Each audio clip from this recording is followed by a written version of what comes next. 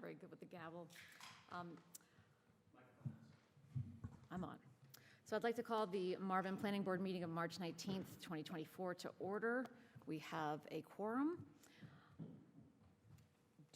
Let's see, we don't have anyone remote participating, okay. Has everyone had a chance to look at the agenda? Any comments, questions, or changes? If not, if someone could make a motion to approve, please. So moved. We all did at the same time, second. All right, did you get that? All right, all in favor? Aye. All right, and the adoption of the previous minutes, we had two sets of minutes, one from our previous meeting, and then the second was from our joint meeting. Anyone have any questions, comments, or changes? Nope. If no, if someone could make a motion. Make a motion that we adopt two sets of previous month's meeting minutes. Will that do? Okay. All right, great. And all in favor? All right, so moved. All right, election of officers. Okay, so every March, you guys elect a chair and a vice chair. So first for chair, any board member may make a nomination. So someone says who they would like to be chair, and then we all vote, and then everybody votes on it. I'll make a nomination that Kelly remains or will be the chair for the 2024 I don't mind, session. Any other nominations? but if anyone else wants to take a turn, let me know. I nominate Kelly for chair. You just solidified it. All right, if there's no other nominations, someone just needs to make a motion. So moved. Need a second. I'll second. Will? Okay, I guess I can't vote. and all those in favor? Congratulations, Madam Chair. Same thing, but with vice chair I'll nominations. give you all pizza later. Free pizza on Fridays every day.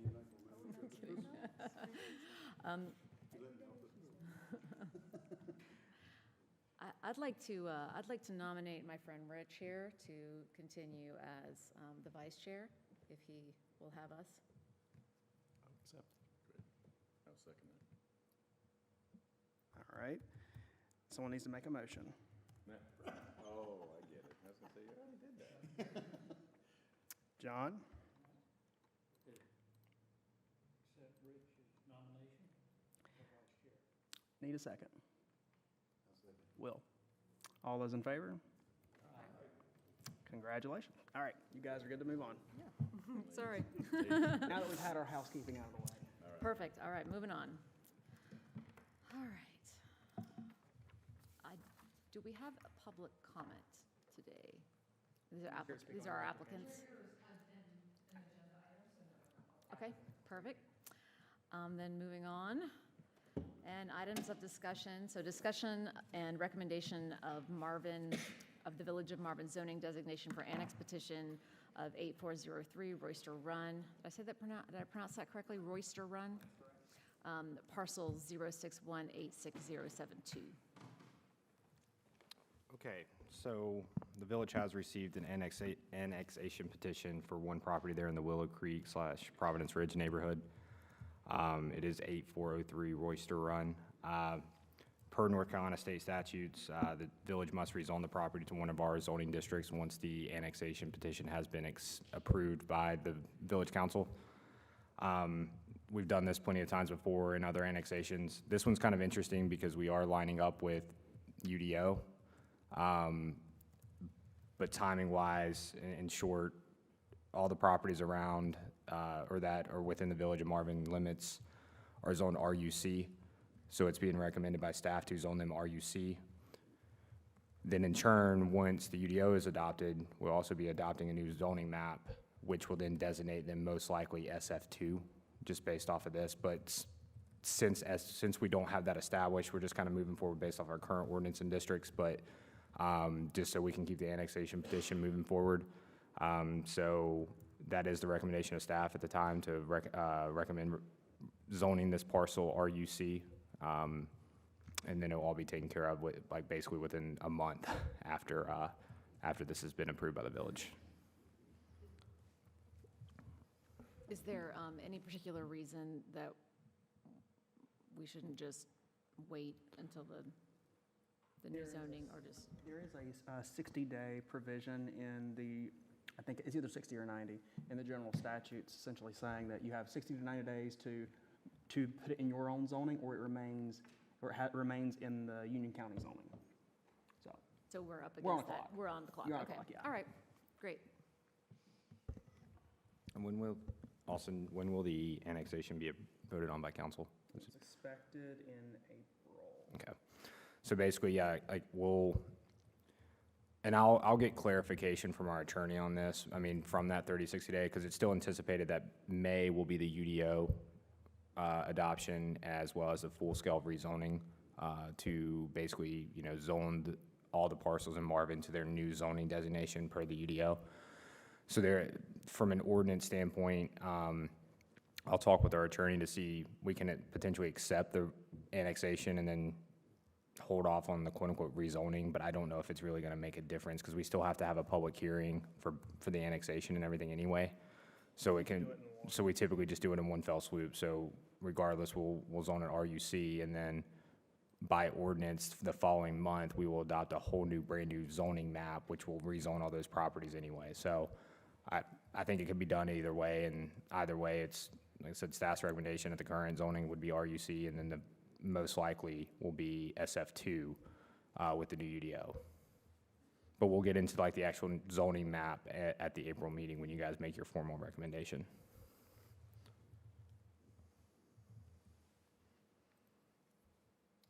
Did just touch up the motion in your agenda packets if you want to refresh. What was the motion? You kind of just changed the wording. We're really pampered, Austin. Telling you. We're not gonna be able to fend for ourselves if you ever go away. You guys just have to swim for yourselves. We did. I'll go ahead and make a motion to recommend rezoning the parcel located at 8403 Royster Run, parcel 061867072, to RUC Marvin Residential Union County District. I'll second it. All in favor? Sorry, I forgot about my job. All in favor? All right, so moved. I'm just waiting on other people. Yeah. No big deal. All right, discussion and recommendation of special use permit application 2024-1, SUP 2024, well, so, yeah, for an accessory dwelling unit per 151.054, G located at 9863 Saddle Avenue. Okay, so we're going to use this one as a little bit of a learning experience for you guys. Since in the new UDO, you guys will wear two hats as Board of Adjustment. And with that being said, it is in the current draft that all special use permits will go to Board of Adjustment instead of council like it does now, just to keep it consistent. Really, in our current ordinance and you guys making this recommendation from a legal standpoint, since this is quasi-judicial, it's kind of null and void, because it's council, when they basically as the quasi-judicial board that's currently deciding on special use permits, they are voting based off of factual testimony. And a recommendation by a planning board is not necessarily considered factual testimony. We're still gonna go through the current process in our ordinance, so you guys will still make a recommendation tonight, but at the same time, I want you guys to look at this through the lenses of being the Board of Adjustment to an extent. And we'll kind of go through it, but any questions on that? So for clarification, is it under our current ordinances that we still need to make an approval? Or are we just going through the process as the Board of Adjustment to get practice, but currently the council is the only one that approves SUPs? Both. So, yes, our ordinance, our current ordinance does state That's for the special use permit approval process that it does go to planning board for review and recommendation. However, like I said, we've done this before, but technically when it really comes to council's decision, They're not supposed to, like, if you guys were to quote-unquote not recommend approval, it's still, I mean, that's not testimony, I mean, that's not fact at that point. So yes, we're, at the end of this, you guys will make a recommendation to council based off the current ordinance, but at the same time, looking through the lens of a Board of Adjustment, just to kind of practice for moving forward. And so, to our board, there are no opinions given. This is just question and facts. No opinions, no descriptive language, none of that judgment language type stuff. Yeah, in short, like special use permits, I mean, or really any quasi-judicial process, I've always acted basically as the attorney, not attorney, but like the presenting it, a staff report, a formal kind of report on the request, and we'll provide my interpretation if it complies with the ordinance. But you guys, as Board of Adjustment, you know, when it gets to this time, you guys are then looking, basically checking, okay, when it comes to finding fact, is this gonna be any type of health, safety, welfare issue? Like, basically, is it gonna comply with like those 4 or 5 things that we'll kind of get to here at the end of my staff report? But you can have opinions, you just have to be careful that that can't influence your vote, meaning if it meets the criteria and it's the facts are there, if, It passes. Yeah. for the most part, Yeah. yes. So keep your opinions to yourself, really. At the same time, you can also still use opinions because this is not a formal quasi-judicial hearing. So with that being said, I'm going to jump into the staff report that's attached into your guys' packets. The village has received a special use permit application for an accessory dwelling unit to be constructed on the subject property per 151.054G of the Village Code of Ordinances. The applicant is Ms. Jennifer Castellucci, who's right there. The subject property is 9863 Saddle Avenue. Okay, 9683. Duly noted. Thank you.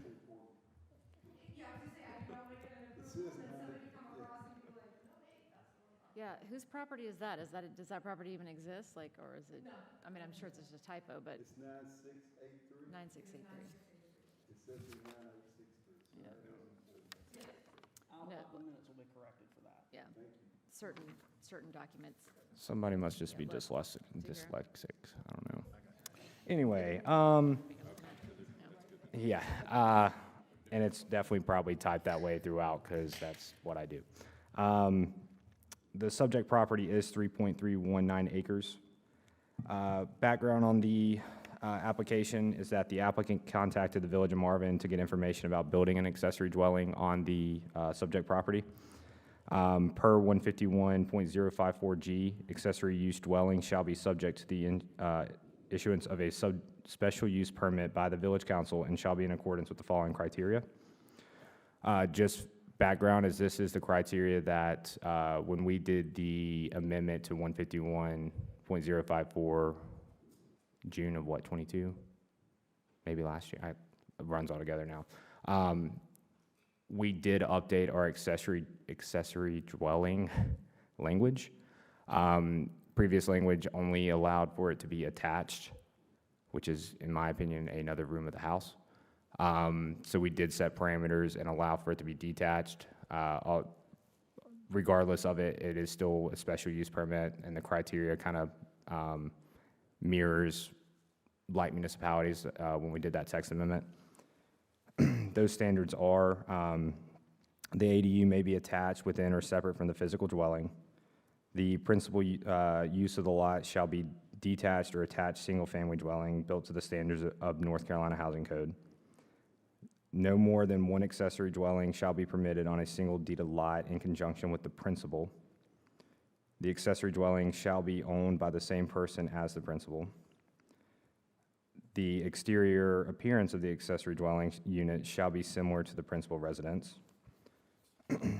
A detached accessory dwelling shall be housed in a building not exceeding 650 square feet of first floor area or 50% of the first floor area of the principal dwelling, whichever is greater, The structure may be dwelling only or may be combined with garage, workshop, studio, or similar use.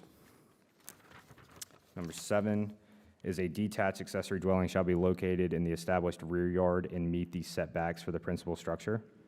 8, the accessory dwelling shall be served by a driveway separate, shall not be served by a driveway separate from this, from that serving the principal dwelling unless granted by the village council.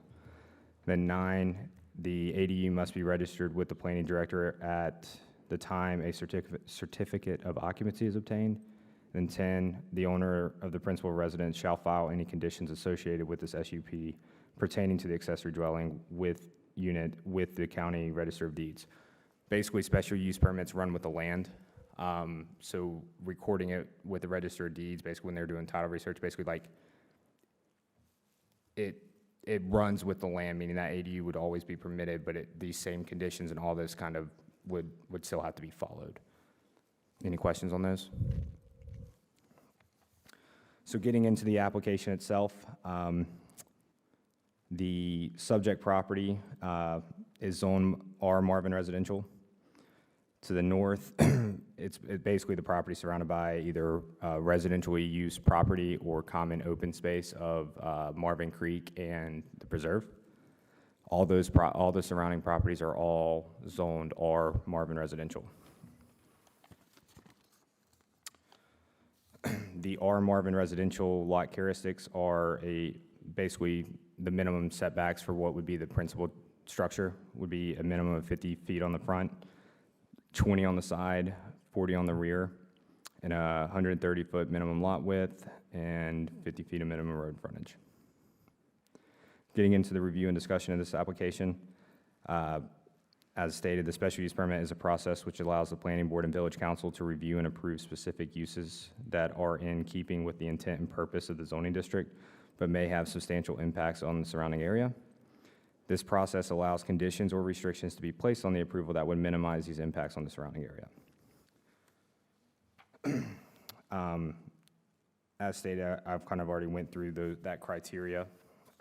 Getting into then the actual review of this, the proposed accessory dwelling will be detached standalone from the structure.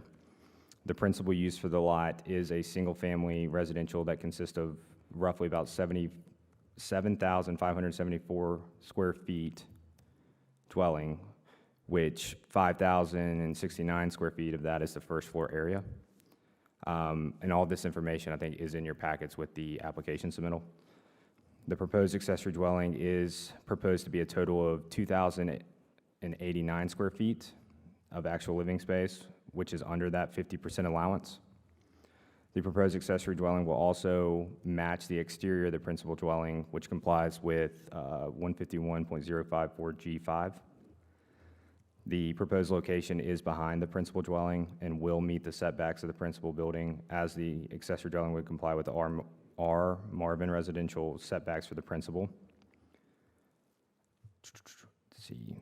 The proposed location does comply with G7 of those specific requirements, and the proposed accessory dwelling will be accessed from the existing driveway on the property. Basically, they'll extend it, but it's not an additional driveway like cut out or something from the road.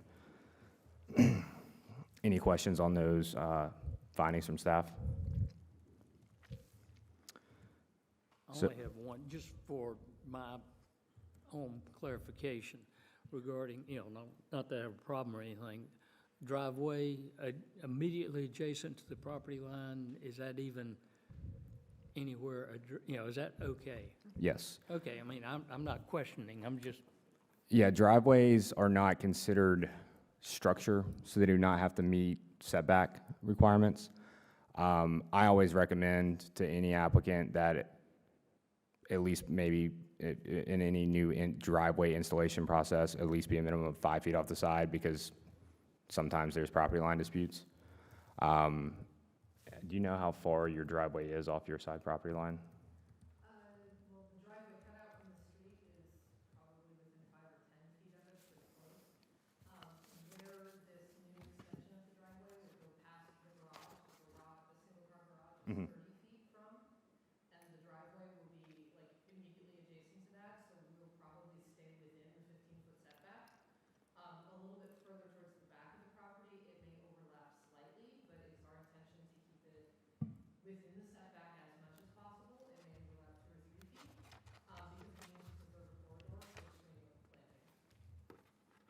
like I said, I didn't have a problem. It was just my own self-clarification. Understood. So with special use permits, basically the board, council, but at the same time, the Board of Adjustments, moving forward, you guys are doing this and looking at, you must have basically the following findings of fact. Those would be, 1, the use will not materially endanger the public health or safety if located where proposed and developed according to the proposed plan. 2, the use meets all required conditions and specifications. 3, the use will not substantially injure or the value of adjoining or abutting properties, or the use is a public necessity. And 4, the location and character of the use, if developed according to the plan as submitted and approved, will be in harmony with the area in which it is to be located and will be the general conformity with this chapter and the Village of Marvin land use plan. Then 5 is additional review criteria, which basically that additional review criteria is those 10 listings that I've already labeled out in 151.054G. With that being said, I'm going to kind of step away from this for a sec and kind of just explain, in any instance during the quasi-judicial hearing, you're sworn in, provide factual testimony. If her neighbor comes and says, I'm against this, I don't want to look at it, don't like it, that's not factual. If he came and provided evidence stating that, this would injure his property value, his or her property value, and provides that evidence, that's evidence that then goes into the record, and that could be stuff that you guys weigh into your opinion. Or weigh into your decision, sorry. But personal opinion, it shouldn't technically be taken in as evidence. It can be said, but that's where you guys, and like I said, we'll go through a training of this, like in depth, but personal opinion from adjoining properties, in theory, sorry, can be said, but it shouldn't be used to weigh your guys' decision in deciding on this application. Any questions on that? Just, who actually would be sworn in? Board? You guys already are sworn in, but I would be sworn in from a staff level. Like when we do this public hearing for council, I'm sworn in. Okay. The applicant's typically sworn in because you guys know I like to present the staff report, and then any questions that I can't answer, I do allow for the applicant to comment / answer those questions directly, so they're sworn in. And then anybody from the public for the hearing is also sworn in.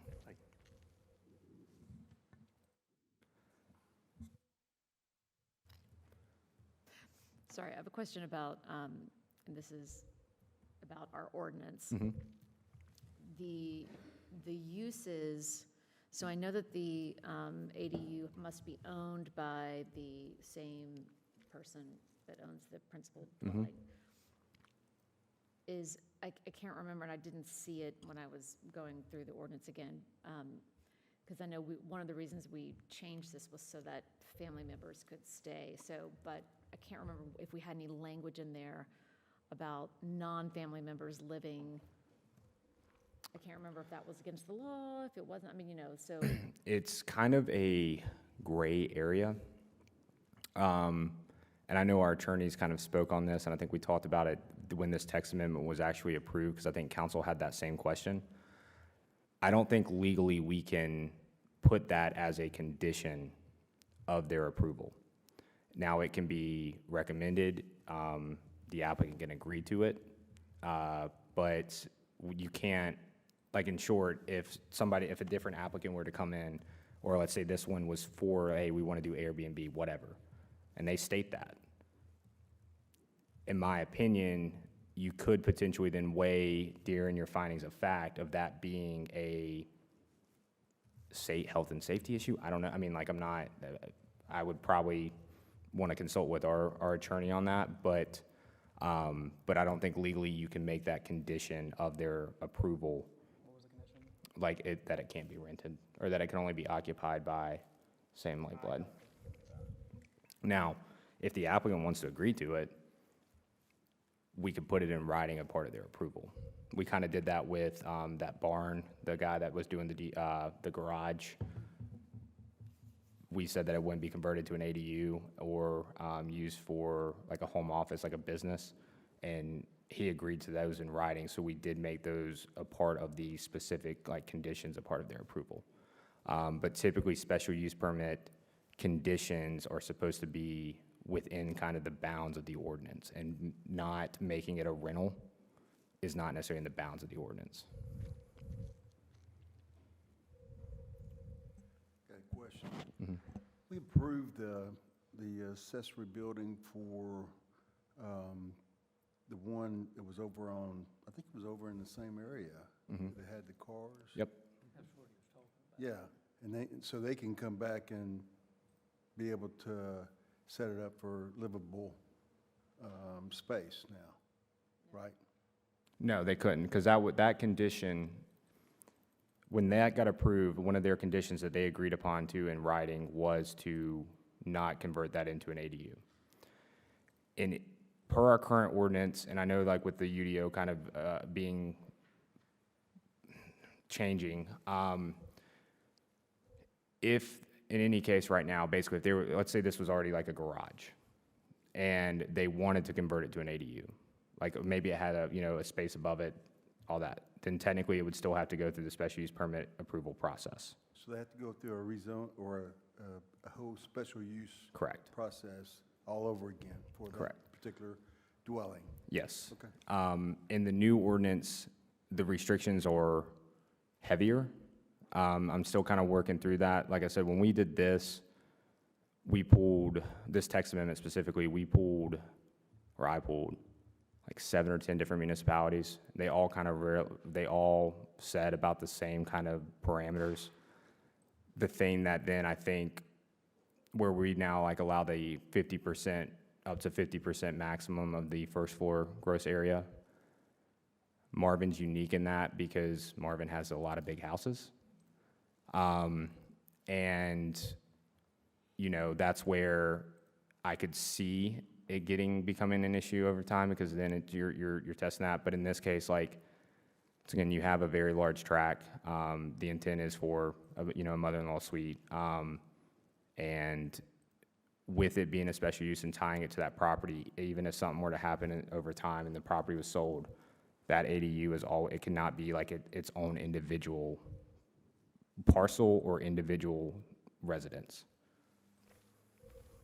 So does the new ordinance have any way to keep them from being rentals? Because the intent of the change that we made was so that families could age in place. Short-term rentals is identified in the new UDO. Long-term rentals is a completely different beast, per se, because at that point, it does become residential use, per se. Like if you were to, rent it for a year, like lease it, any type of property for a year, then the use is still residential, so it'd still comply, but short-terms are a little different. I don't have the UDO in front of me. I know that short-term rentals is something we went through very early on in that UDO process, and I think it's all in Article 2, I think. Yeah, and short-terms doesn't exceed 30 days, and basically there's a permit process with all that, and that's where, if, in my opinion, and don't quote me on this just because I would have to look at it, but knowing that we have short-term rental provisions in the new UDO, we could, basically if somebody were to come in once the new UDO is adopted, they had an accessory dwelling unit, they wanted to rent it out type thing, I don't necessarily have to grant them that short-term rental permit for that. How often is it gonna happen? I don't know. Technically this would be our first accessory dwelling in Marvin. I'm sure that potentially other people have pool houses that aren't fully retrofitted for a dwelling, but it may inhabit at points, I don't know. But, Ripping the Band-Aid off. yeah, but that's why we did this. That's why, because a lot of people in Marvin have pool houses and other stuff that's very close to being the definition of a dwelling. Who's to say that they maybe, installed some type of kitchenette, like without kind of, a call from a neighbor and then further investigation, it's hard to tell. So, And so in a quasi judicial process, we would not be able to ask what the use, I mean, we can see that it's for living, but you can't ask anything beyond that. I don't see why you couldn't, because those are questions of fact, meaning that if they state that it is to be like, you know, rented or Airbnb, whatever, then like I said, I do feel that as long as you have enough information on that, then you would be able to make that justifiable as not meeting the 5, you know, findings of fact. And I mean, you could do that technically with this. I mean, but it is pretty straightforward. It does meet our ordinance criteria. But I would probably want to consult with our attorney. And like after the new UDO is adopted, we're going to have like probably a training session. Like we'll probably actually do a formal mock hearing. And I may even have Rick come, or I may even have somebody from the School of Government come, or we did one from Centralina. We did one before from Central Line, and I believe we still have the very long video. I don't, personally, I think, like, I would give you guys the information in the video to watch, but I think that the best way to learn is to practice it. And that's kind of what I'm trying to do a little bit with this, is just kind of like go through it as if it was a formal hearing. But I would want to definitely do a mock hearing where you guys are in some probably like controversial type thing. Like, I don't know, maybe like a hazardous waste site. I don't know, like as the mock hearing.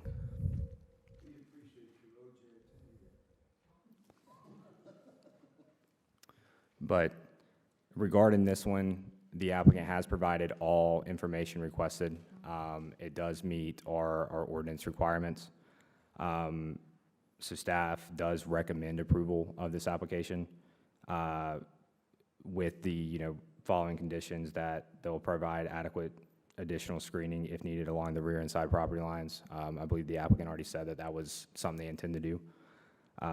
Once again, I always put in here just to fully comply with the ordinance, just it's another, you know, fact check just to make sure that you have it in writing.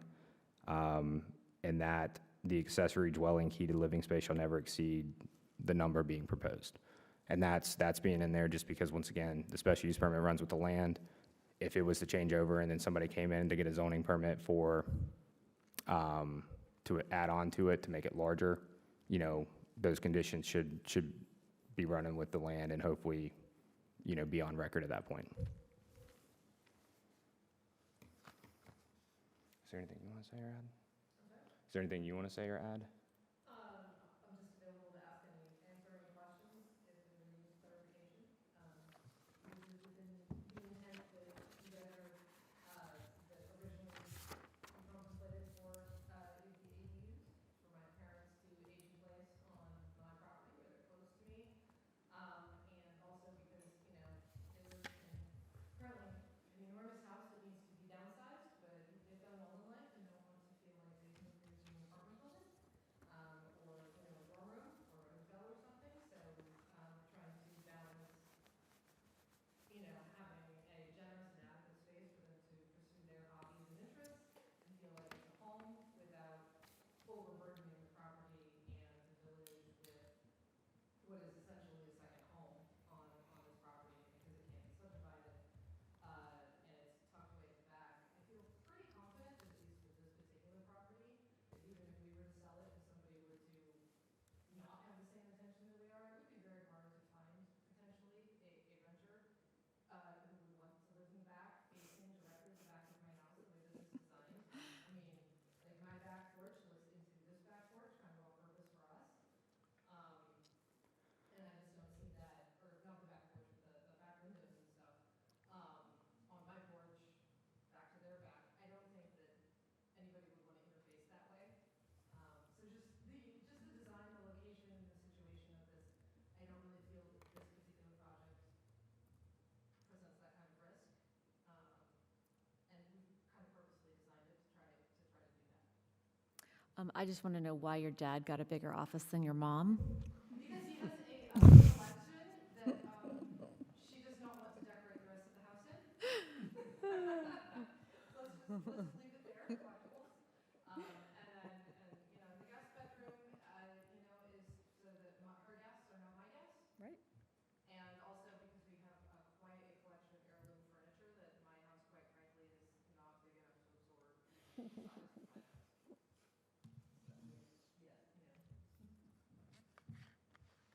Anyone else have any questions for the applicant? Not for the applicant, but Hunter, I do have for you. Mm. Just on the survey, on number 7, it says that the property may be subject to additional recorded or unrecorded easements, rights-of-way, right-of-way, excuse me, or restrictive covenants other than shown. How can that be? Shouldn't this be pretty much a binding document? I mean, you had a surveyor sign off on it. I see that on almost every survey.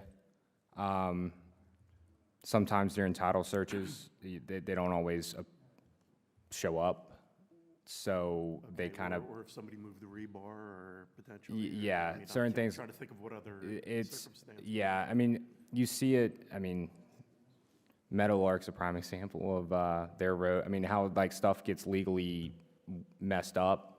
And so that's why it's typically put it that, even if you look at like meets and bounds descriptions of, on deeds and stuff, it says the same language, because it's like, basically, Familiar with it. it'll typically reference any easements or right-of-ways or accesses that it has legal record of, and will reference those deed books and pages, or the plat book and page. But then they just throw that language in there just because, who's to say maybe a property owner of 60, 70 years has an easement document that never got recorded, but they have an easement for a power company for them to run the lighting pole. I have no idea, so. But, and it also then typically ties those plats with the restricted covenances of individual neighborhoods. Once again, we don't enforce those in any instance, but it's just another way to kind of bind the two documents for the most part.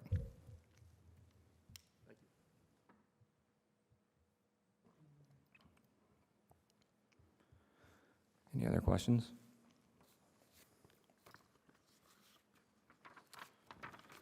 So with that being said, based off of our current ordinance, staff is, recommending that you guys, or requesting a recommended motion, just to comply with our current ordinance, and then this will go to the village council at their April regular meeting, for public hearing.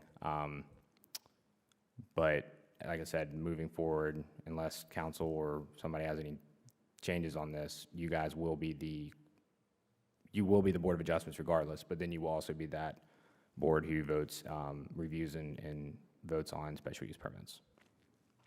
On the motion itself, where it says the applicant will provide additional screening if needed, is that if needed based on feedback from neighbors or? Sometimes that comes up during public hearings, as well as in our landscape screening and ordinance currently, that's a bear. 'Cause it looks For like example, for pools, it has specific requirements for screening, so that's just generic language I always kind of put in a lot of these special use permits. It's my understanding that you guys do plan to maybe do some row of evergreens and stuff. I think it's even on the site plan of on the plantings, site plan, yes, I so. saw that. I would imagine.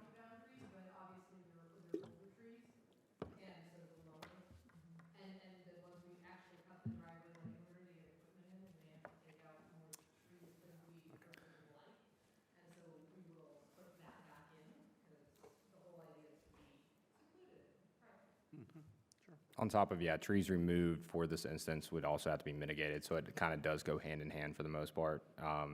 And that, like I said, happens with this, pools a lot of time, because they might clear trees, but then their mitigation, they got to replant, so typically it's evergreen screening to meet screening requirements anyway.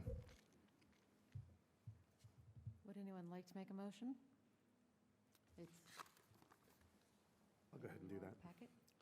Okay, I'll go ahead and make a motion to recommend approval to the village council with the following conditions. The applicant will provide additional screening if needed along the rear and side property line. The applicant to fully comply with 151054G. The accessory dwelling heated living space will not exceed 2,089 square feet. And the board finds that this request is consistent with the intent of the Village of Marvin zoning ordinance and complies with the regulations and conditions outlined in 151.054G. Is there a second? All right, Lavelle seconds. All in favor? Aye. All right, so moved. So Jen, we'll have that public hearing, but I'll follow up with you on kind of, on that.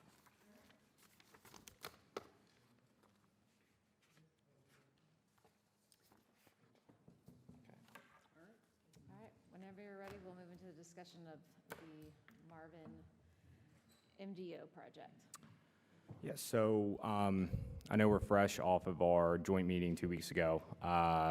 That wrapped up with direction basically to get with council on the table of uses, specifically Heritage District uses. Staff has completed that, and I want to just kind of go over that with you guys, see if there's any discrepancies, see if you guys are okay with, or lining up with council's recommendations on that. Give me 1 sec to pull it up. Do you guys have those permitted use charts either in your binder, or I think I put the most recent ones in your packets, I believe?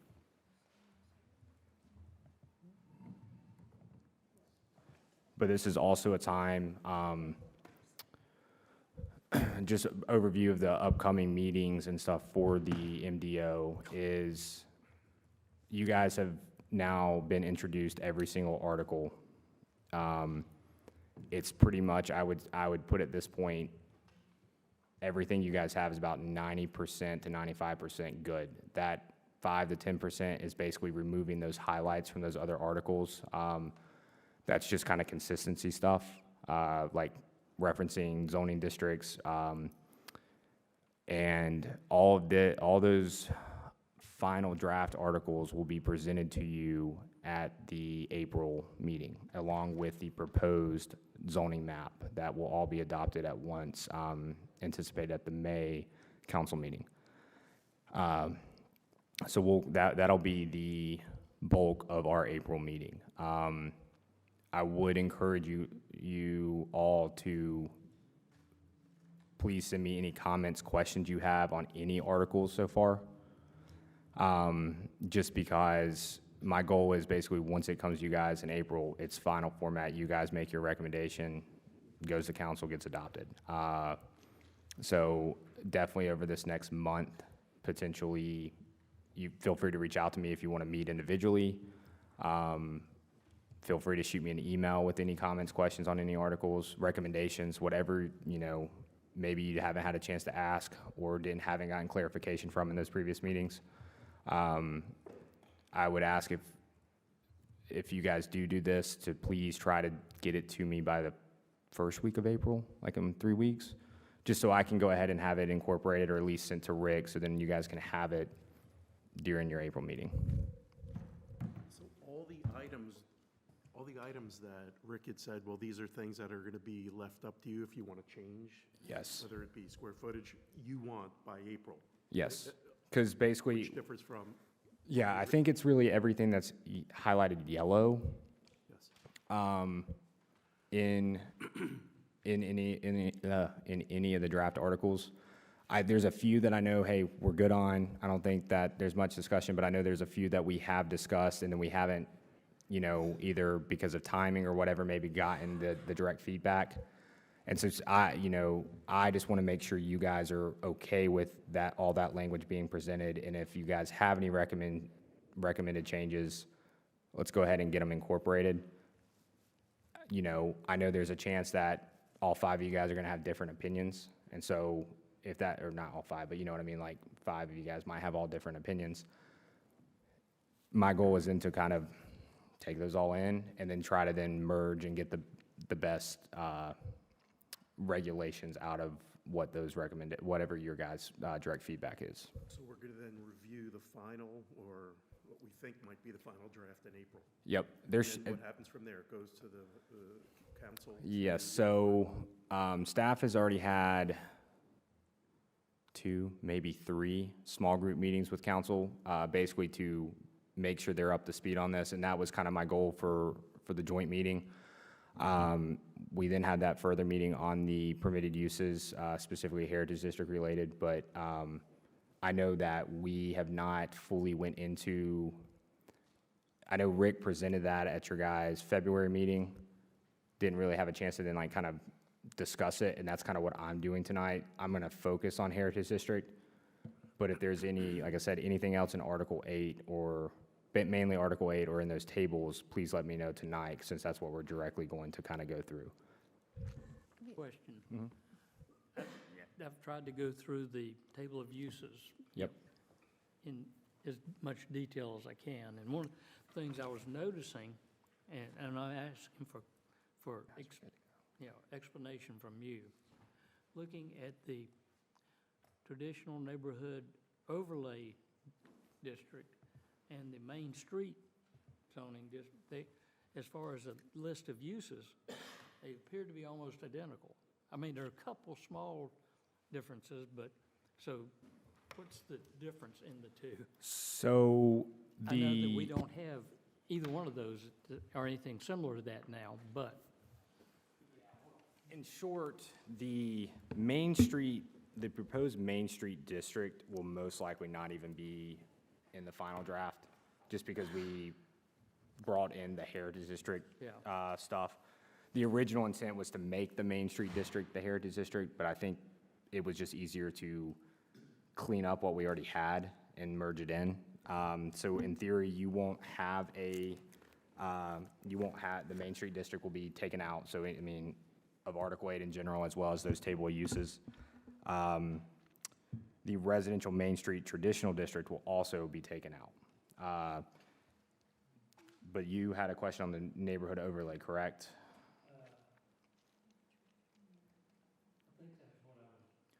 So yeah. the neighborhood overlay is it's basically a tool that we'll have in our toolbox. Not that I can't really think of any property specifically, but it's basically to really promote the best and highest quality development, especially in infill developments with neighborhoods.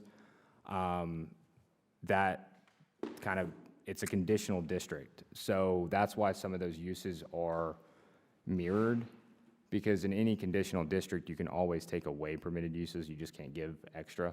So, and we'll kind of get into that with the Heritage District permitted uses here in a sec, is that they're, in short, when you come and if an applicant were to propose, they wanted to do a neighborhood, they were applying for rezoning for a TNDO, they would basically limit the permitted uses heavily to probably just residential and maybe, I'm not looking directly at it, but like, just because they're trying to basically create a product to fit on that's not ideal for a standard subdivision. And a prime example, I guess the best example I can give of this would have been the Sage at Marvin.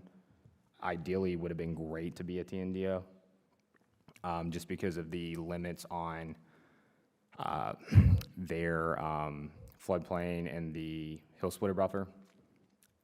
It provides a little bit of flexibility, and like I said, it has open space requirements and other stuff, and that's where I think we could have probably gotten a better product if the Sage at Marvin was being proposed like next month or, after this thing was adopted. But for the most part, it's just a tool to have in that toolbox.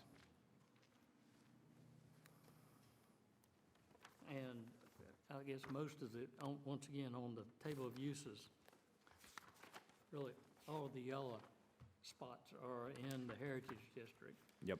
And there are a lot of, quote, blank yellow spots. Is on his part, do you maybe want to add this? Yes. Is that what that is? And that's where I'm basically gonna go through it, just you're gonna have to bear with me. I'm gonna go through these, and especially the ones that are highlighted, because these are the ones where I've met with council, gotten their recommendations and feedback, and now wanna see if you guys concur or have any other, recommended uses or wanna take stuff away. Like I said, I will mention that when I went through this process with council, there were a few on here that were like, do we want to allow it, do we not, or can we make it a special use? It was recommended by staff to allow it, because when planning board reviewing and making a recommendation on a rezoning request, you guys can always recommend that certain uses be excluded a part of their approval. Now, yes, they have to agree, but if they don't and council concurs with your guys' recommended uses being taken out, then council can deny the application. And that's the intent behind it, because there's a few of these that maybe only make sense on 1, 2 properties, if that. And it's also that we're taking all those subcategories in the form-based code that had varying permitted uses and mixed-use commercial only, and putting them all in one. And like I said, that's because it's a conditional district. You can kind of filter out some of those uses that you may not want for a specific property. Does that make sense? We kind of did this with Zepsa. I think basically said that they were fine not permitting like a antique store or something like that, or a thrift store. So that use was then excluded from their permitted use table in their development agreement. But they didn't get any. Wait, could you repeat that? I had a hard time understanding what you just said. I said, I think we did this with the Zepsa rezoning. Like they excluded, I think it was actually 3 uses. It was antique/thrift store, I think dog kennel, no boarding, and one other thing. And even though those were permitted in the form-based code for commercial only, part of their approval was that they're not going to be permitted for that property. And so it's kind of the same concept. So yes, there's a lot on here, or that we'll kind of get into, and yes, it may not make sense. I'm going to pick on Will. It may not make sense at Will's property, but it may make sense on Fincher's property. And that's where, when the rezoning petition is submitted and you guys are doing your review and recommendation, we're going to basically look at the use table and at each one and basically say, hey, is this a good fit, is this not? That also then kind of caters the vision of applicants, meaning that it really makes them think through their site plan and what they're trying, what type of development they're trying to have. And this is also then we kind of did this another way that you'll see this is like, for example, let's say Fincher comes with a rezoning application. And I'm going to use Marvin Gardens as an example, actually. Marvin Gardens, has those out parcels. But they had their original vision, hey, we're going to do a grocery store and have, this building, like, then to protect yourselves, you can limit those uses on those specific out parcels. To where, because you might not know what's going to go in there. They're just being, subdivided and have those out parcels and suit, build to suit for development. You can limit those permitted uses on those out parcels since it's part of the original site plan, but it's not maybe a part of the phase 1 or, their initial development. So that's another key to kind of use during that rezoning process is so you don't get any unintended things that, for example, the example, if let's say you have like in Marvin Gardens, you have those outbuildings that have I think it's roughly 1,200 square feet, each lease space. And one of those uses was trying to think of a good example. I'm really thinking, hold on, sorry. Just retail. I'm just gonna use maybe a retail store, generic. Well, then you're limiting that 1,200 square foot to a retail store, and you're not opening, but you would maybe take that use away on those out parcels. Yes, we have building footprints and square footage maximums, but then you're not having any of these unanticipated stuff. And one example in here is the use of it's general store, general merchandise store. I don't want to necessarily not permit that because that can be a lot of things. But if you have an out parcel, I wouldn't want to permit that on an out parcel because it could lead to maybe a Dollar General. Something that's not anticipated because you can't regulate who it is, but you can regulate the use. But let's say that the Crane store wanted to do a general store, makes sense. So I don't want to not allow it where then it kind of hinders some of the visions that we've been discussing for years on certain properties.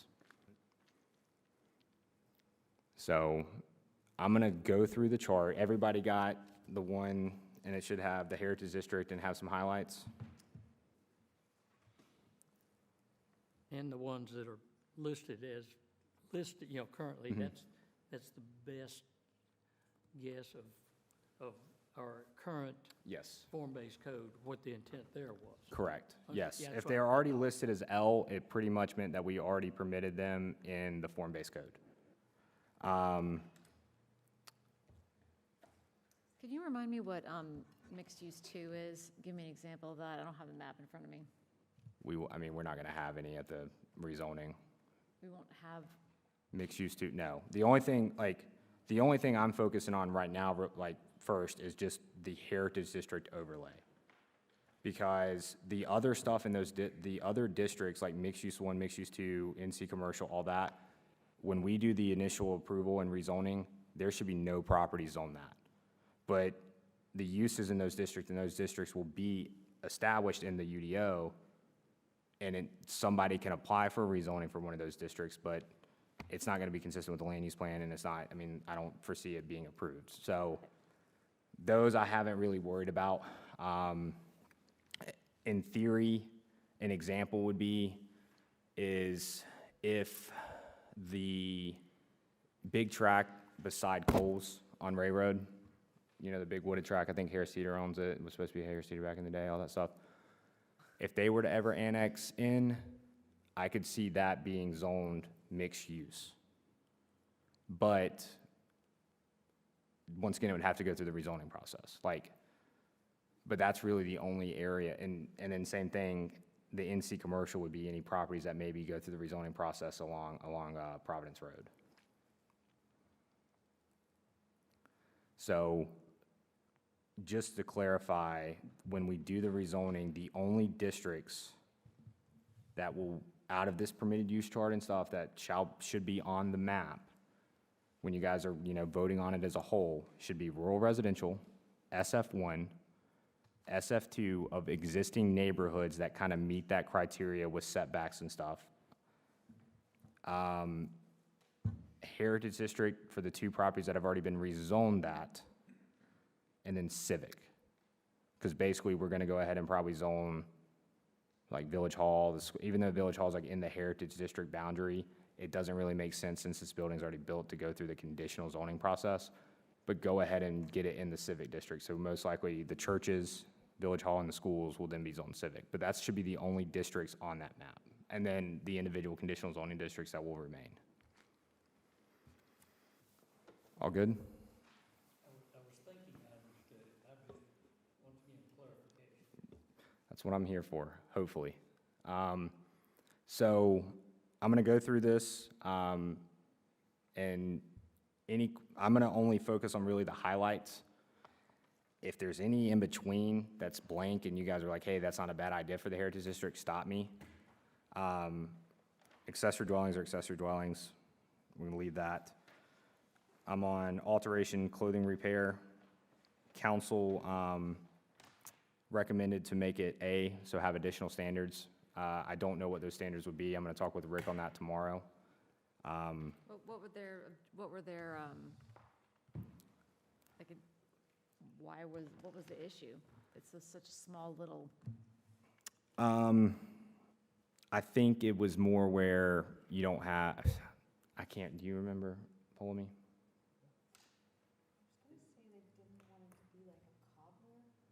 Yeah, it was just all kinds of different repair.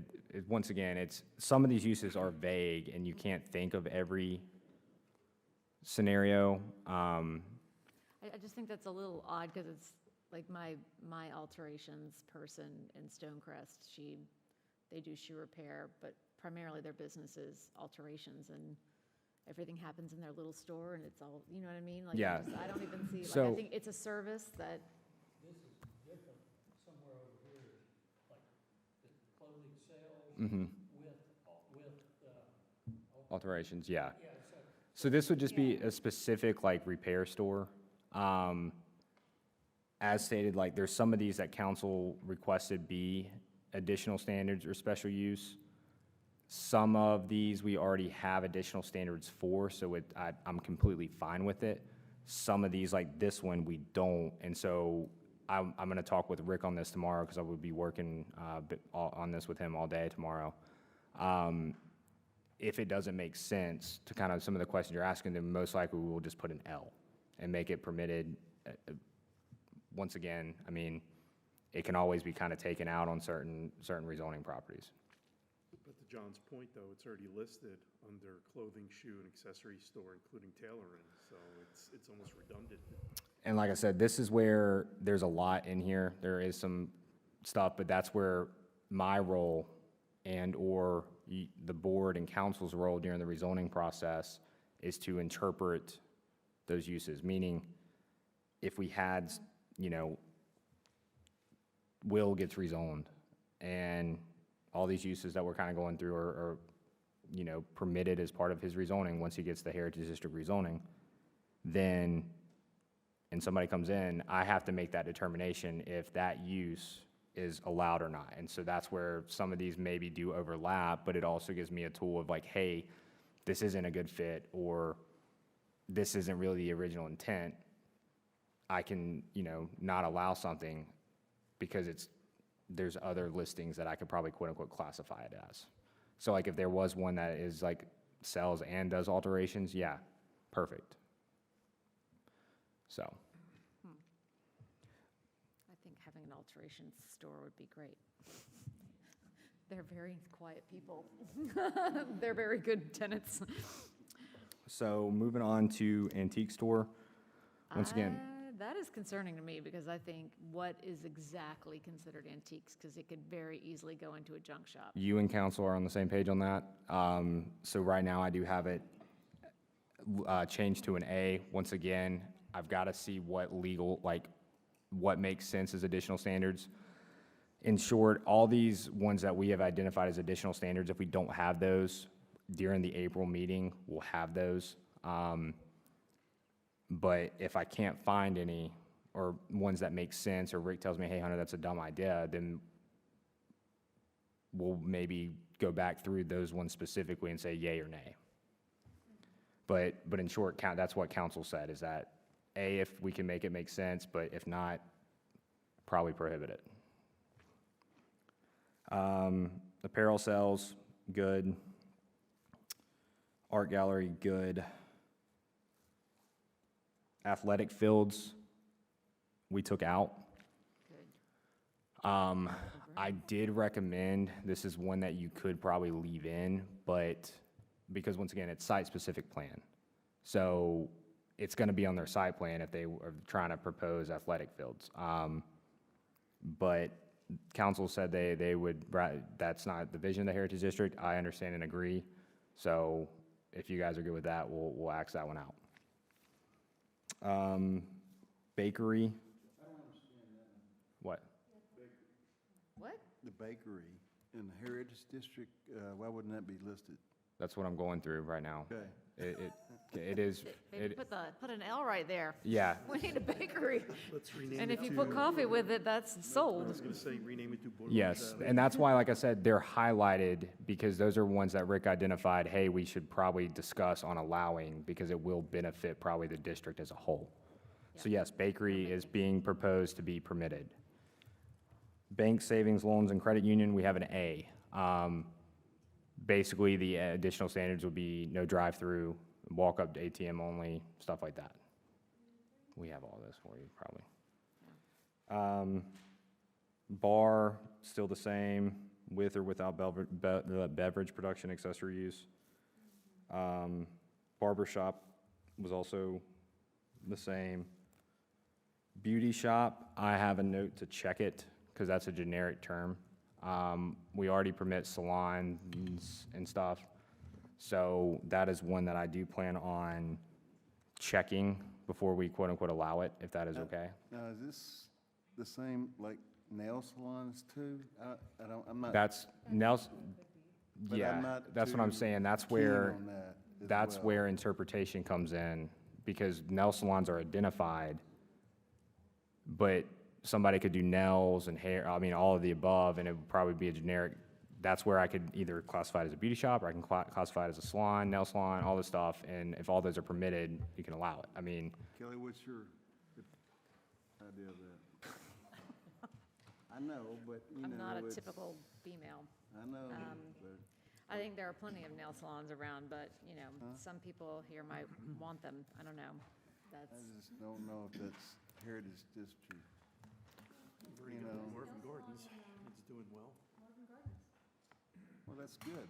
That would be the best I one, mean, yeah. it's a convenient service that, and it's not like you got to remember that we've got properties that are going to have multiple levels, that are deeper, they're not, it's not necessarily Main Street, you know what I Yeah. mean? So I do think that More in terms of. if they're gonna be able to afford the rent, then it's gonna be a nice nail salon. Yeah. I'm just saying. Have you been into a nail salon recently? They're nice.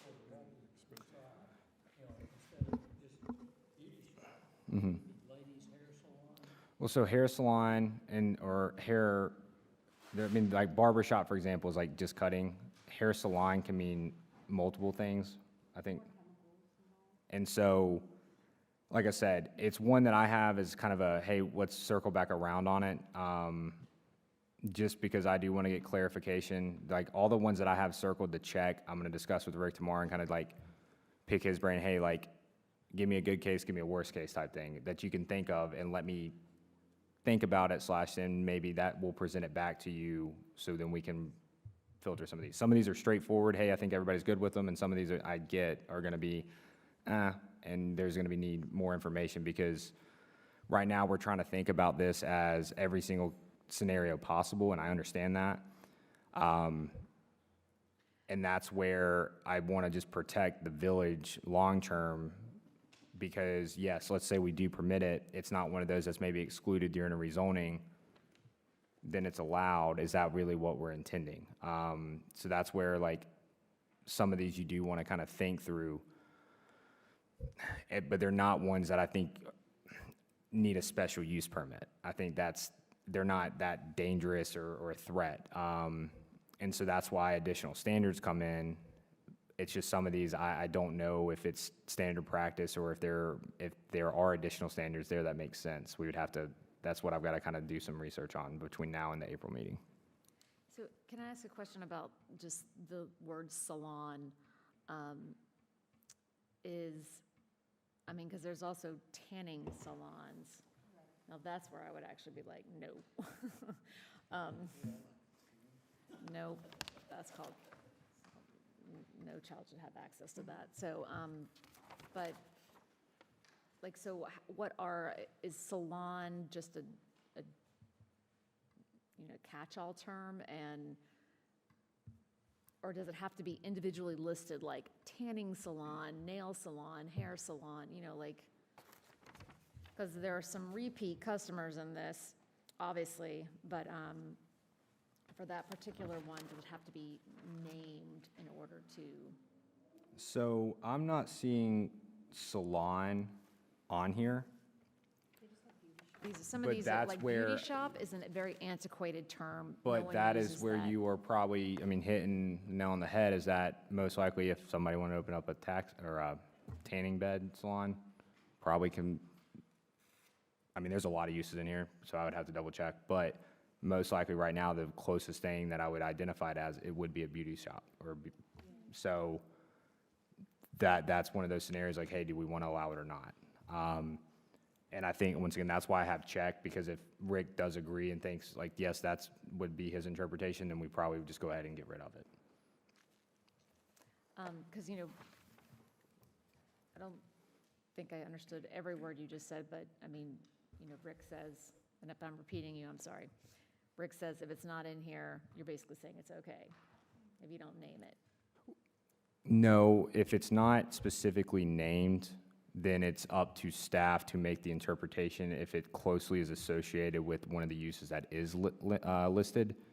And so I'm not saying we need to necessarily add tanning salon as a use, but if tanning salon would fall under the umbrella of a beauty shop, then I would recommend probably then not permitting it in the Heritage District. But I'll get clarification on that. Okay. Moving on, bed and breakfast, additional standards. And when it has that A in the parentheses, it's referencing the additional standards that's already being proposed in Article 10. Bicycle shop. I know the mayor was very keen on wanting this. The rest of council was like, eh.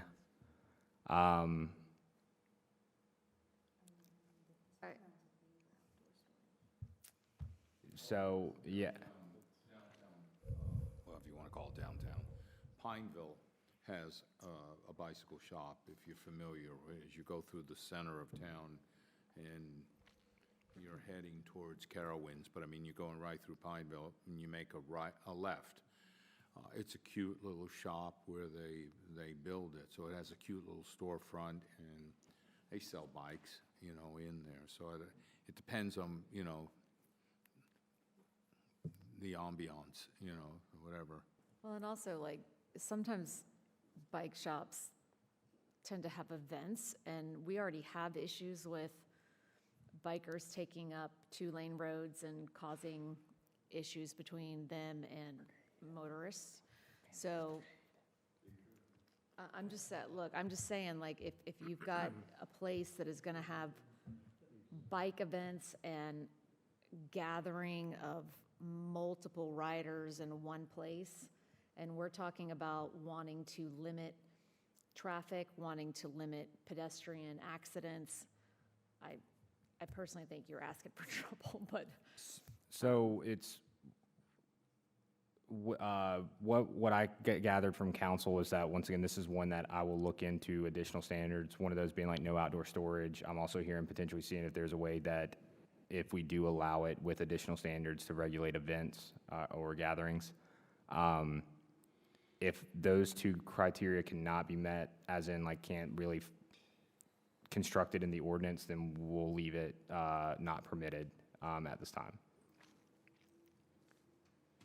The following two being billiard parlors and bingo games, no. All right, turn it over.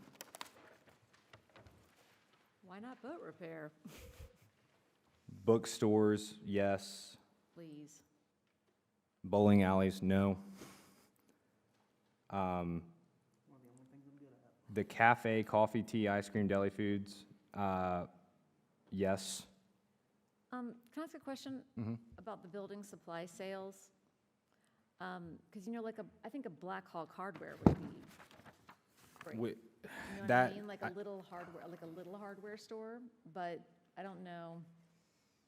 So there is Oh, hardware like store that's- already. Oh, okay, so that's And different so, yeah, I think Joe and Andy asked that same question during our small group.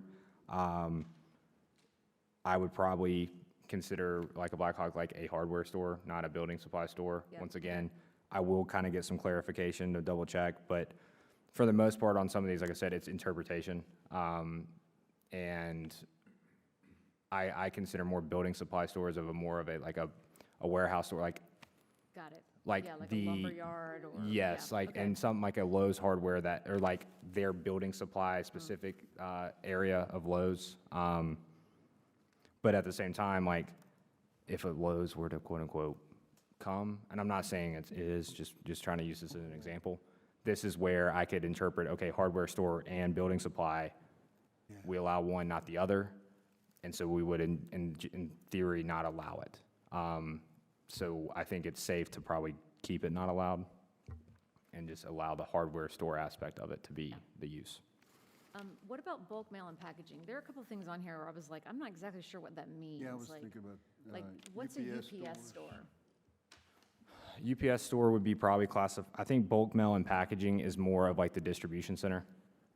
Like, for a UPS or FedEx, the actual individual stores themselves would probably just be like a mail kiosk. I think there's some of those that we get into, later on, like with office and stuff. But, like mail drop-off and stuff, like, that's an individual shop front. The actual distribution of it, packaging and the bulk, drop-off would be probably more, that's what it would be defined as. I was gonna say it might be more like a UPS store, you know, where things are Right. packaged, bubble wrapped, Post-it. all that kind of thing, Yeah, Yeah, and that's what's confusing is that, yeah. you know, unless you remember everything in these tables, Yeah. you know, you can assume, because I mean, it'd be great to have a UPS because they usually also have, you know, You're getting one at Marvin Gardens, so. that's true. well, that is on the other side of Marvin. But I will get clarification on They that. also Like I have said, notaries at UPS. I more look at that as, and like I said, being interpreted as more of a distribution. I would consider a UPS or, you know, FedEx like drop off. I think it's like mail. By the way, Kelly, back to building supply sales. I've seen actually 3 different varieties. You know, if you go up to Banner Elk, you go in the Mass General Store, and it's got hardware, stuffy thingies, right? Stuff, yeah. Then you go to the next degree, and the next degree I've seen, which is where I just came from when I was in Cornwall Bridge, Connecticut, they have a building supply, it's not an Ace Hardware, it's a building supply store. You go in and it's cute, and it's got hardware, but then you start working your way, and they have window frames in the back, they have lumber, they have paint, like there's a whole area in the back. Well, it goes away from being cute to Right, now you're really looking like you're trying to build something. You know, you're getting your supply from there. And then, of course, the other extreme would be, like he's talking about, then you're going to Lowe's. So it's Yeah. like, where do you cut the differentiation of, like he's already listed hardware, you It's know? kind of interesting because Marvin had something kind of like that with the general store. Yeah. You know, in some way, you know. Yeah, I mean, I think hardware store, I think covers it. It just, you don't know it's there when you're looking at 8,000 things on a spreadsheet that you can't actually search on. Camera store. Sorry. Hey, Hunter, I've got a question about the next one, the cafe. Can catering be included in that as well? Because, you know, I think- had that catering company. I think food preparation, Is that in like the industrial, or not industrial, but like the In a cafe, or is that somewhere wholesale else? trade? Manufacturing? I'll ask about that one as well. Because I saw I would've bakery thought- and manufacturing as well, like Go to restaurant. bakery production, so, yeah. Sorry. I'm trying to just.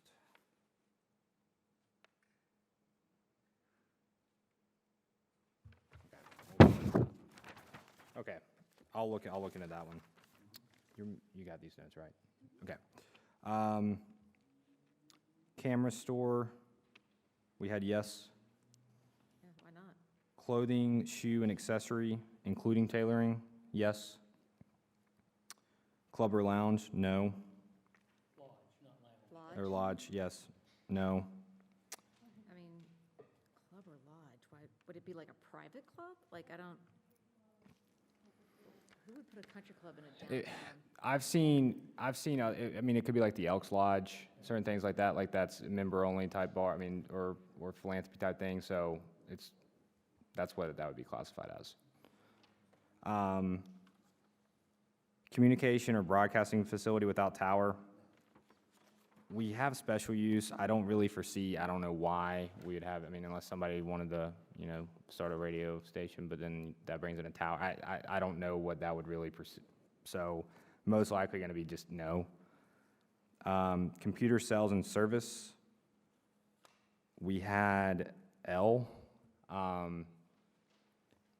because that's, I mean, you could have maybe like an IT, but that's once again, that, I know that was one that I think council kind of discussed for a little bit, so the overall, I mean, those are, That include I'm surprised that wouldn't phones, be listed. repair yeah. as I well? mean, there's a guy that, he has a couple of them, but there's one over off of Johnston Road, where that big elevation, the new elevation. Right across the street where he repairs the phones and stuff. Yeah, I don't know, he repairs like Apple Yes, I mean, I used to yes. take my laptop there because it was out of warranty from the Genius Bar, and the Genius Bar is far away. So, yeah, I mean, and he had a lovely, it was a nice store. And again, it's a convenient service, and that's the thing, is like, when I'm going through some of these things, like when we talked about nail salon, like, you might not want a nail salon, but look, nail salons would drive traffic or like business to the other businesses. So we want, if we're going to do this, like, we want these businesses to stay in business. We don't want it to be a ghost town and have a bunch of empty storefronts. So like, we also have to make sure that we're approving things that are actually going to make it a thriving little area. And you can just not go to the nail salon, Will, okay? No pedicure for you. So I'm going to jump down. I know there's a few highlights, but basically it was recommended that leave them blank, not permitted, but I'm going to go down to department, variety, or general merchandise store. This is one where we do want to just get clarification before we allow it. I think it would be fine to allow it. And this would be that situation where then, if it's part of their site plan, as part, like, you know, yes, it would be a permitted use, but then you can then take it away on certain rezonings, just because it is a generic term. But I'm gonna get clarification on that before we, I mean, once again, you guys make your final recommendation. Drive-through windows as an accessory use, no. I know that it's not intended, it would never been the vision of having a drive-through in the Heritage District. So that, just for clarification, that would include like drive-throughs for a pharmacy, a bank, a restaurant. So basically, it's just no drive-throughs, which is fine. I originally said an A, and once again, because it's site-specific, and you would want to then double-check the stacking requirements, but for the most part, council was just like, hey, that's not the vision, and I'm okay with that. Can we go back to dance school? Sure. Was that, did you say that's gonna get approved or not? I mean, like, We're leaving it not permitted, and the reason being is because the concerns of drop-off, pickup, and the traffic associated with those. Yeah. So that's why it was not permitted. cool, okay. And what was the deal on the daycare centers? Same. I mean, I think it was the drop-off and all that, so it's, even though it's highlighted, like I said, those are the ones that Rick wanted to discuss with you guys. But if, pretty much, we're leaving those as just not permitted, unless you guys have any other reason on why it should be. Drugstore, pharmacy without drive-through window, yes. We added dwellings, yes, because once again, there are some mixed use, so it could be part of a site plan. Equestrian facilities, no, and this is more, just to be clear, this is more of like riding academies and stuff. It's not like horse, like, it's like a, Boarding. yeah, not a store that sells goods. Yeah, that's exactly what, yeah. Event and wedding venue. Council, we have it as a special use. My understanding is this would be if it's the primary use of a building, meaning, like, for example, this is Village Hall. So the primary use is government facility. We do rent this out, and it could be utilized as a wedding venue, but that's not the primary use. And so, basically, the intent is just to clarify, we don't want to allow it as a primary use where somebody just builds an event venue or wedding venue, like, you know, maybe like I've seen them where they build barn-looking facilities. But it still would then allow for people to use facilities of developments for said events. But I'm going to get clarification on that. But right now, it's not being allowed as a primary use. I mean, but what about the properties like on the outskirts of the Heritage District? So like the one that used to have like the cows, like at the new roundabout. It's the old Audrey property. Like, that whole area there would be an amazing wedding venue, and they would actually have the space to, you know, have the parking facility, you know what I mean? So, I mean, I'd be a little nervous, like, is there a way to do something like that? I mean, it doesn't make sense in the downtown, like in the more, you know, commercial area, but on those outskirt parcels, I do think that it makes sense, and So there's a way to, like, some of these, yes, we could still like allow, once again, rezonings is where you kind of then negotiate and we'll filter some of these out. The other thing that then can go into that is recommendations like that, like the narrative of what you're saying, can definitely be then incorporated into the small area plan. So then if you have this request, like if we allow it and you have these requests for that specifically as part, like, you know, then you kind of have a little bit of backing in the land use plan. Because I mean, I understand, like, yeah, they have that pond and it's a big property. So I will get clarification. I've got it listed as a special use, and typically that would then require, I mean, either a special use or one with additional requirements, because most times with event and wedding venues, you want to regulate parking, traffic, noise, and stuff, and so that's where you would maybe have that either special use Well, and alcohol criteria. use as well. They have to Yeah. get special permits for certain And, or you just put all those additional standards in, and, you know, if you allow it as part of the rezoning, as long as they meet that, they're not gonna have to come back and get a special use. Okay. Fabric in piece goods stores, no. Family care home or facility, this is one I can't remember by state statutes if we basically have to allow it in every district, but if we don't, then we're taking that one out. I've got it marked no, but that's, I gotta get clarification, because when you get into, something else here later that's like a very similar definition, where you do have to allow it in every district. Farmers market, yes.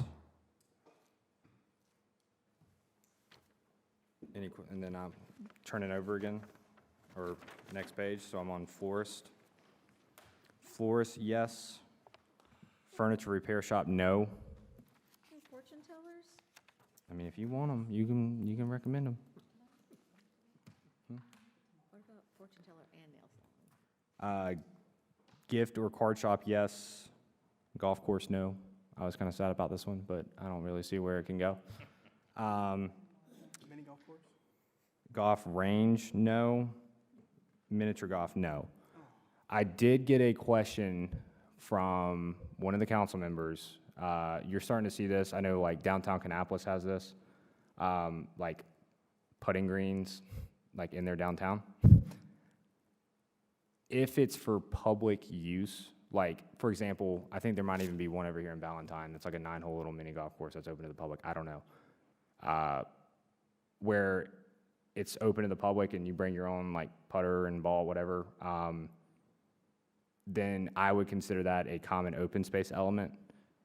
It not necessarily a miniature golf course that's for profit, like for a commercial business. And so mini golf is not permitted like as a commercial entity, but if somebody were to propose some type of something as part of like a, you know, their open common space and their development, then that's something that can be considered. Once again, it's all part of the site plan, but I just wanted to clarify on that.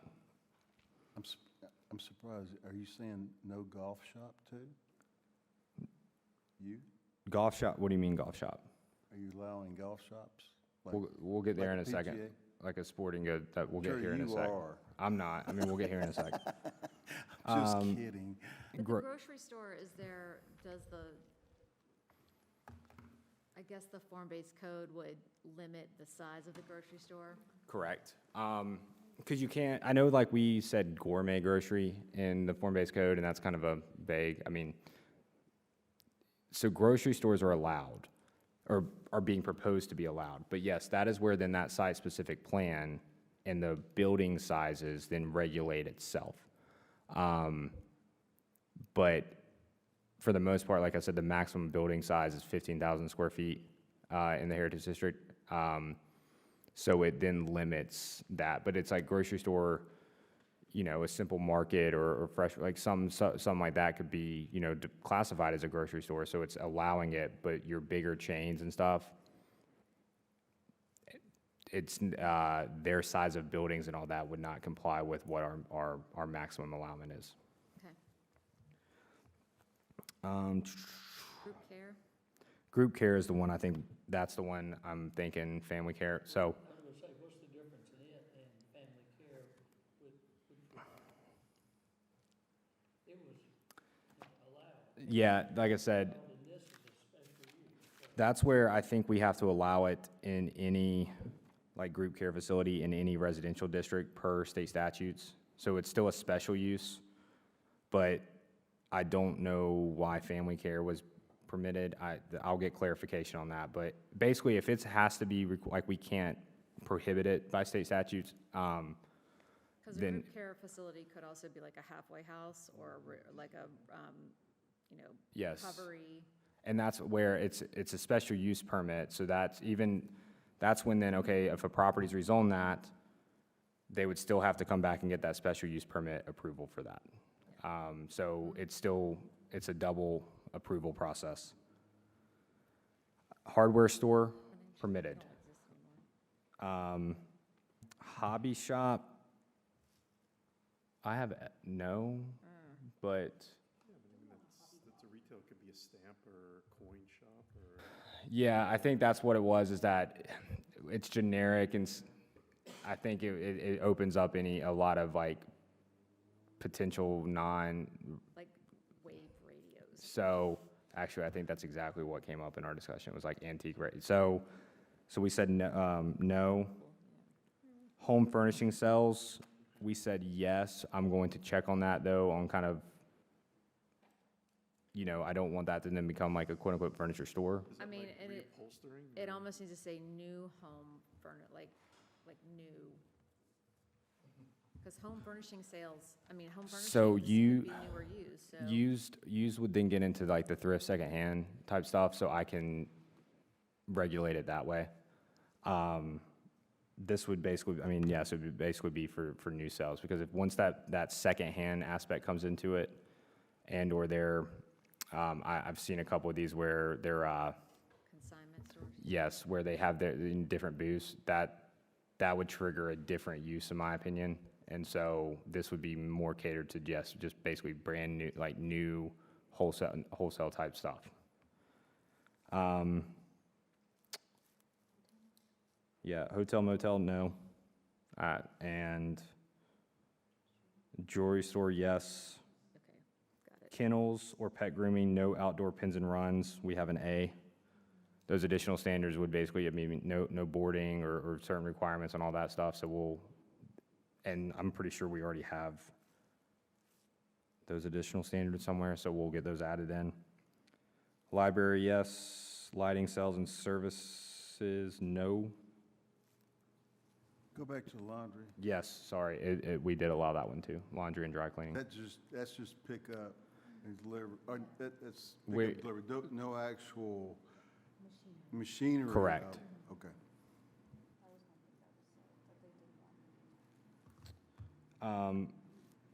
Market, tailgate, fresh food, and it says as temporary use, see Article 15. Council said yes on this, but pretty much any temporary use, like food trucks and stuff, would have to then comply with Article 15 requirements for those. So you don't necessarily have to list those as permitted, because they're temporary in nature, so they would just have to comply with the stuff in Article 15. Market, showroom, no. Martial arts and instructional schools, no. Same concept as dance schools on that one. Medical, dental, and related offices, yes.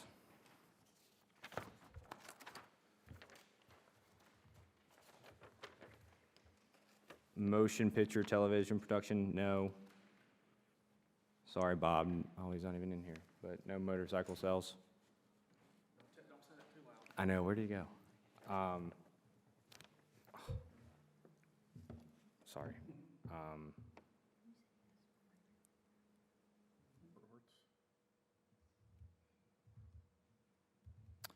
Okay, But see, that's the same, is it the same? Well, I guess no.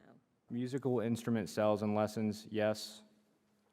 Now, why wouldn't museum be included? Just asking. Oh, we do have that as a yes, sorry. It's hard, because I'm looking at it and then I'm jumping around, so yes, museum, yes. Musical instrument sales lessons, yes. Newsstand, no. But I'm sorry, is it musical instrument sales and lessons the same thing as a dance studio? No, because it's usually just like one student coming in, Yeah. as opposed to like, Okay. you know what I mean, like 20 Dancer could be kids, 20 kids, right, yeah. right, okay. Nursing home assisted living, we have A, additional standards. Office machine sales, no. rest of the ones highlighted Ls, we left. So unless you guys have any issues with those, but those are all pretty much professional services. The one that I will say did come up was employment agency, personnel agency, like a staffing. That is one that one or two of the council members were iffy on. Well, a lot of, I mean, but remember that there are residents in Marvin who own these businesses. So, And that's a good point. I you mean, know, and if it's just an office, yep. I don't. So, I mean, I didn't take it out. I'm saying I think it did come up, like one or two council members, but the majority of them were fine with it, so we left it in. I know at least two, I know three people who own these types of agencies that, you know, they employ medical, like, they actually employ scientists and different, I mean, you know, it's all staffing, it's just what, you can't dictate what the staffing is. Yeah. Well, like I said, right now, it's in there. So we'll leave it. The one of them that was not highlighted that we added was general contractor offices without outside storage. Once again, if you're not having the outside storage component of it, it's just an office. I will also mention, like, Jones Homes, for example, you know, when they're doing the Heritage Project, they're gonna, you know, have their on-site offices, sales offices and stuff there for the time being. But they did ask me, hey, like, once the development's closed out, like, can they keep their office there? And I told them no, because then that would be basically and they're having the same issue over in Weddington, in the falls at Weddington. So that's why this was recommended to be allowed, because that could be a prime opportunity for them if, you know, if they have projects in the area and/or, you know, in South, wherever, that to lease space from some of these developments and just have a central location for their offices and design studio.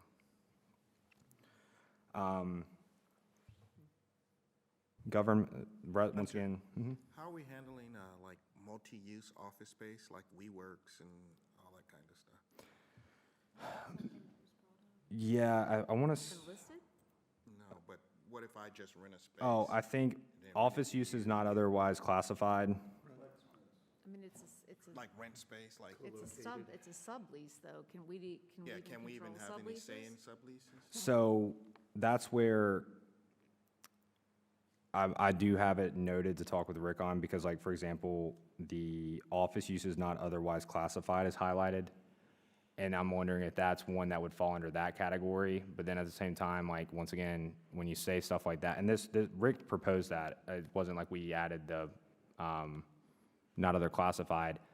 You then open up, okay, I mean, we have a lot here, so I'm feeling like any other circumstance, like, you'd be able to probably classify it as one of these if it's allowed or not. But I will get clarification on, like, a shared workspace or something. Flex space is very popular right now. And I've had a lot of Get questions. a I mean, building, and then they cut it up and rent sections. I do believe, like, part of the intent for the Zepsa property is to actually, to have that type of leasable, you know, individual office space or just a common, like that on their second story. So, and because and I've actually received questions from residents that work from home since COVID, stay working at home, don't love it, and want to have somewhere to go. So it is a popular trend at the current moment.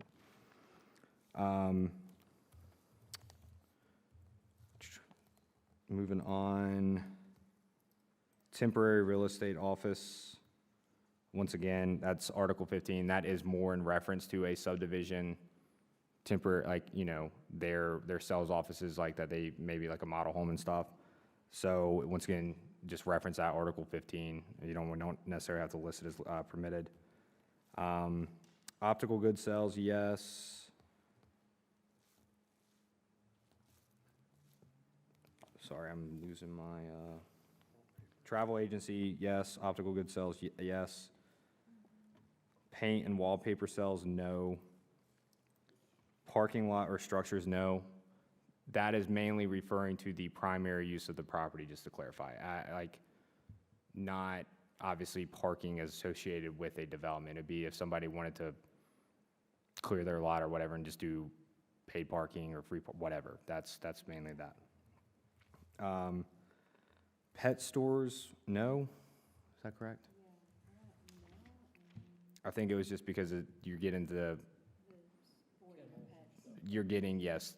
So I can say we can look at additional standards there, because you could have like a generic pet store that sells pet goods, but maybe not pet animals themselves. So I will make a note to Do you just, even sell pets anymore? No, I don't. Oh, yeah. Oh, the chicks are here. Yeah, okay, I got it. But I mean, I guess pet good, like pet supplies. Is there a pet supplies in the list? I would search it, but no. maybe I can. But that's why, I'll double check, because yes, I think pet supplies could be more of the better term. Pharmacy, drugstore, yes. Can you change that then to pet supplies? That's why, I'll make a note, yeah. Okay. Because people love their pets. Okay. Photography, commercial, I have a note that says, what is this? Because kind of unclear, I don't, Wait, you just skipped over pharmacy. What was pharmacy drugstore? yes. Okay, wasn't that It's earlier? listed further up, yeah. Yeah, there are, like I said, there are some duplicates, but I think it was drugstore pharmacy without drive-through window. So I will get clarification. I mean, I don't see why it doesn't limit, because we don't allow windows anyway, so it's really kind of redundant. Like, that use itself may stay on here, but permitting it in the Heritage District, it may be null and void, because you're already allowing it without the accessory or without the window, so I'll get clarification on that. Photography, commercial, not fully sure what that is. If anybody knows, let me know. So there's actually, we have I think I don't know if she still has it, but like one of my kids' parents owns a photography studio over in Waverly. And they do like, family portraits, they do headshots it's like a beautiful store, So if it's studio, like called Nest something, it's on the next page. That's where it's like, kind of like a studio. I'm confused. That's so, Yeah. photography studio, we did say yes. So photography commercial might not be the same thing. Yes, so, Might be like PCA, I don't even know whether they even exist. I don't know. that's one I'm gonna get clarification on, but for right now, we're just leaving it blank. Police station, we said yes. Part of that is, is that the village grows potentially, and we have our own law enforcement, but at the same time, it came up, potentially having, if Fincher's property develops, who's to say not to have a Union County substation out here? So, Can we get a dedicated DMV? no, because that's not police station. Because nobody can get appointments and no one's children are actually driving because they can't get appointments. Yeah. It's crazy. Post office, yes. I mean, once again, the likelihood of them doing one, like an actual US post office, but still, we want to have it here just in, in case we get lucky and We don't have to say Waxaw anymore in our, you can, in our, even if you put Marvin, it's still gonna make it to you. It's the zip code that matters. Because the zip code is referring to what the post office that it's going to. But that's where, if we had a post office, it would probably then have its own new zip code, and I don't think you're gonna see that happen. I could be wrong. The next two, printing and publishing operations and printing, photocopying, and duplicate services. I'm gonna check for additional, so right now I'm leaving them unpermitted, or not permitted. Record media sales, no. Religious institutions, I'm gonna make an A instead of an L, just because it's already an A in all the other two districts is permitted in. sorry, can we go back?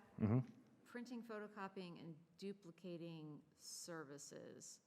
Is that not like what a FedEx and a That's UPS where it's store like, offers? once again, if it's all under the same umbrella, I can that's where I wanna get some clarification, because I don't wanna shoot ourselves in the foot of potentially not, but that's more, like I said, I'm looking at these as individual uses at the current moment. So where UPS and FedEx stores do multiple things, mean, they even have PO boxes and certain things, so it's like, I'm not considering those at the moment, those classifications. Okay, as a main, okay. Residential uses, dwellings, townhomes. Here's my recommendation, and here's why it's highlighted. This was highlighted by Rick, but I understand why. Once again, all the rezonings are site-specific. You're not permitting them, or not allowing them like this, does not allow for the opportunity in the future. Not saying that that's what we want, not saying that that's what we're trying to achieve. But you're seeing trends change, you're seeing certain, so I do recommend potentially allowing it. It would have to be, once again, when they come for a rezoning, they would have that on their site plan. So you don't have to allow it. That's just me. That's my recommendation. But council, if I recall, was okay with that. They were not fine within multi-use, condo, like multi-use family type stuff. But townhomes was a thing where, when I'm saying they're fine with it, they're fine to leave it as a listed permitted use for the options in the future if that is what is proposed. Not saying, once again, not saying it's gonna be approved. It's just, if you leave it blank and you don't permit it, then, you don't know what you don't know. That include, so if I have a storefront on the first floor, and potentially on the second and third, a walk-up, That's not the same thing. No. This would be like attached housing. So you'd reference Article 9, and it's townhomes. Personally, I would say no, because I've been over and doing a lot of, we've been looking at properties in Mecklenburg County, and on every flipping corner they're just townhouses and apartment complexes everywhere. And I think, And also down in Waxhaw. Like I said, this is more, like, apartments, no. it isn't like age in place either, because townhouses are 3 stories and nobody's getting up. You know what I mean? Like, it's not like we're saying, hey, people need to downsize. Like, you don't downsize into where your bedroom's on the 3rd floor. I will say, I live in a townhome. It's a very, in my residential neighborhood,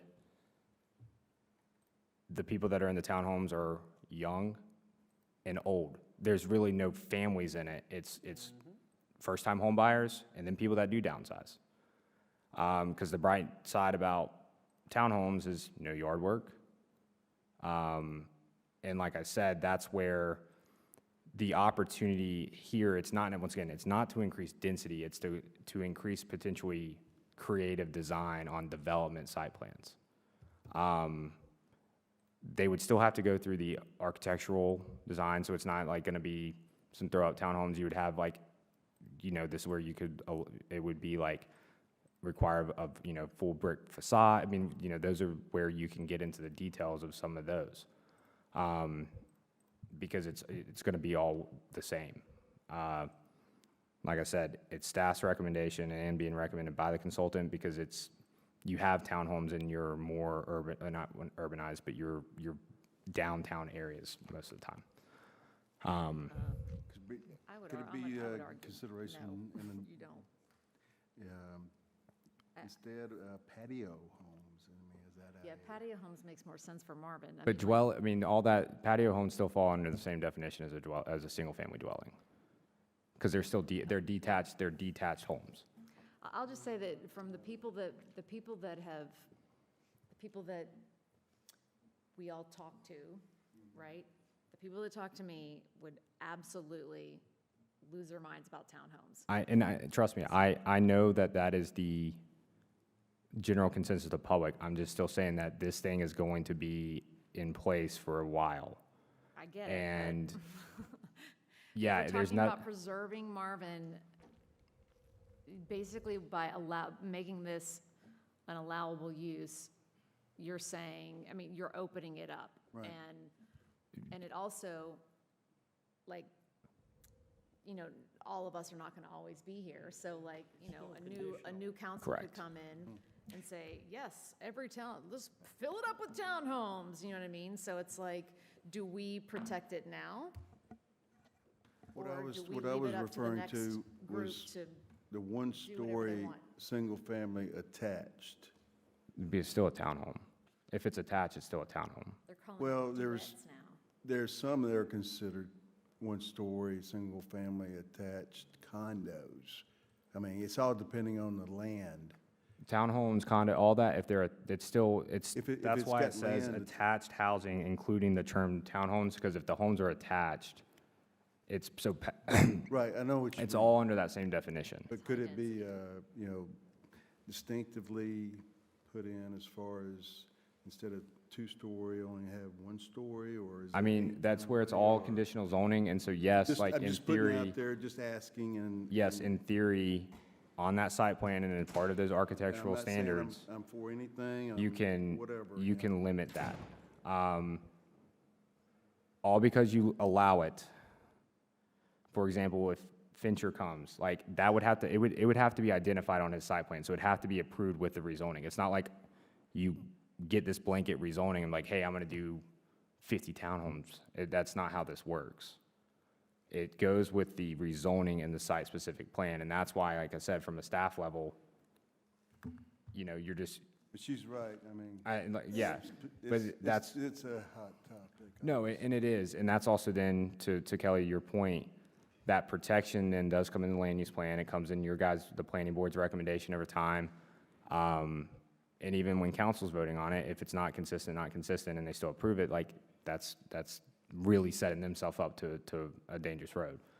I mean, and mainly, I know the current council is not going to do that, but future is always what everybody thinks of. And those protections then become in the process itself and in the plans. Yeah, we don't have to necessarily allow it now. It always can be added by a text amendment. It can always be removed by a text amendment. I'm just saying, if we're doing this now, I just want it to at least be discussed and considered.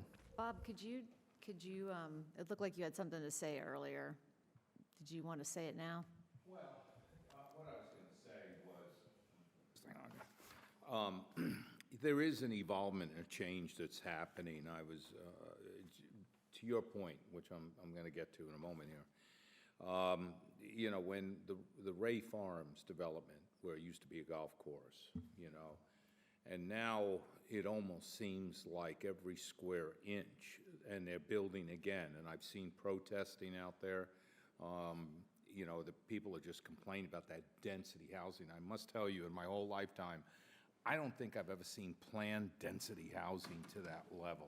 It's almost like it's out of control. Out of control. Then I'm reading about the Gillespie property that's going to be on Tom Short. Where you turn on Tom Short and Ardrey Kell, that whole thing from across that elementary school, I forget the name of the elementary. Ardrey Kell High School, it's going to be Yeah. an So- apartment complex. Yeah, and yes, and then I just noticed today. And it was a I pointed farm. it out to my wife, I said, I don't know where, I mean, we were like away, but you know, we never go that way. We came down Ardrey Kell and I went, what's that building that was across the street from Ardrey Kell? It went out, and then all of a sudden, man, those folks that have those beautiful homes that look like that, those antebellum sort of Yeah, New it's Orleans the kind It's of. Ardrey, the Ardrey Ye- community. Yeah.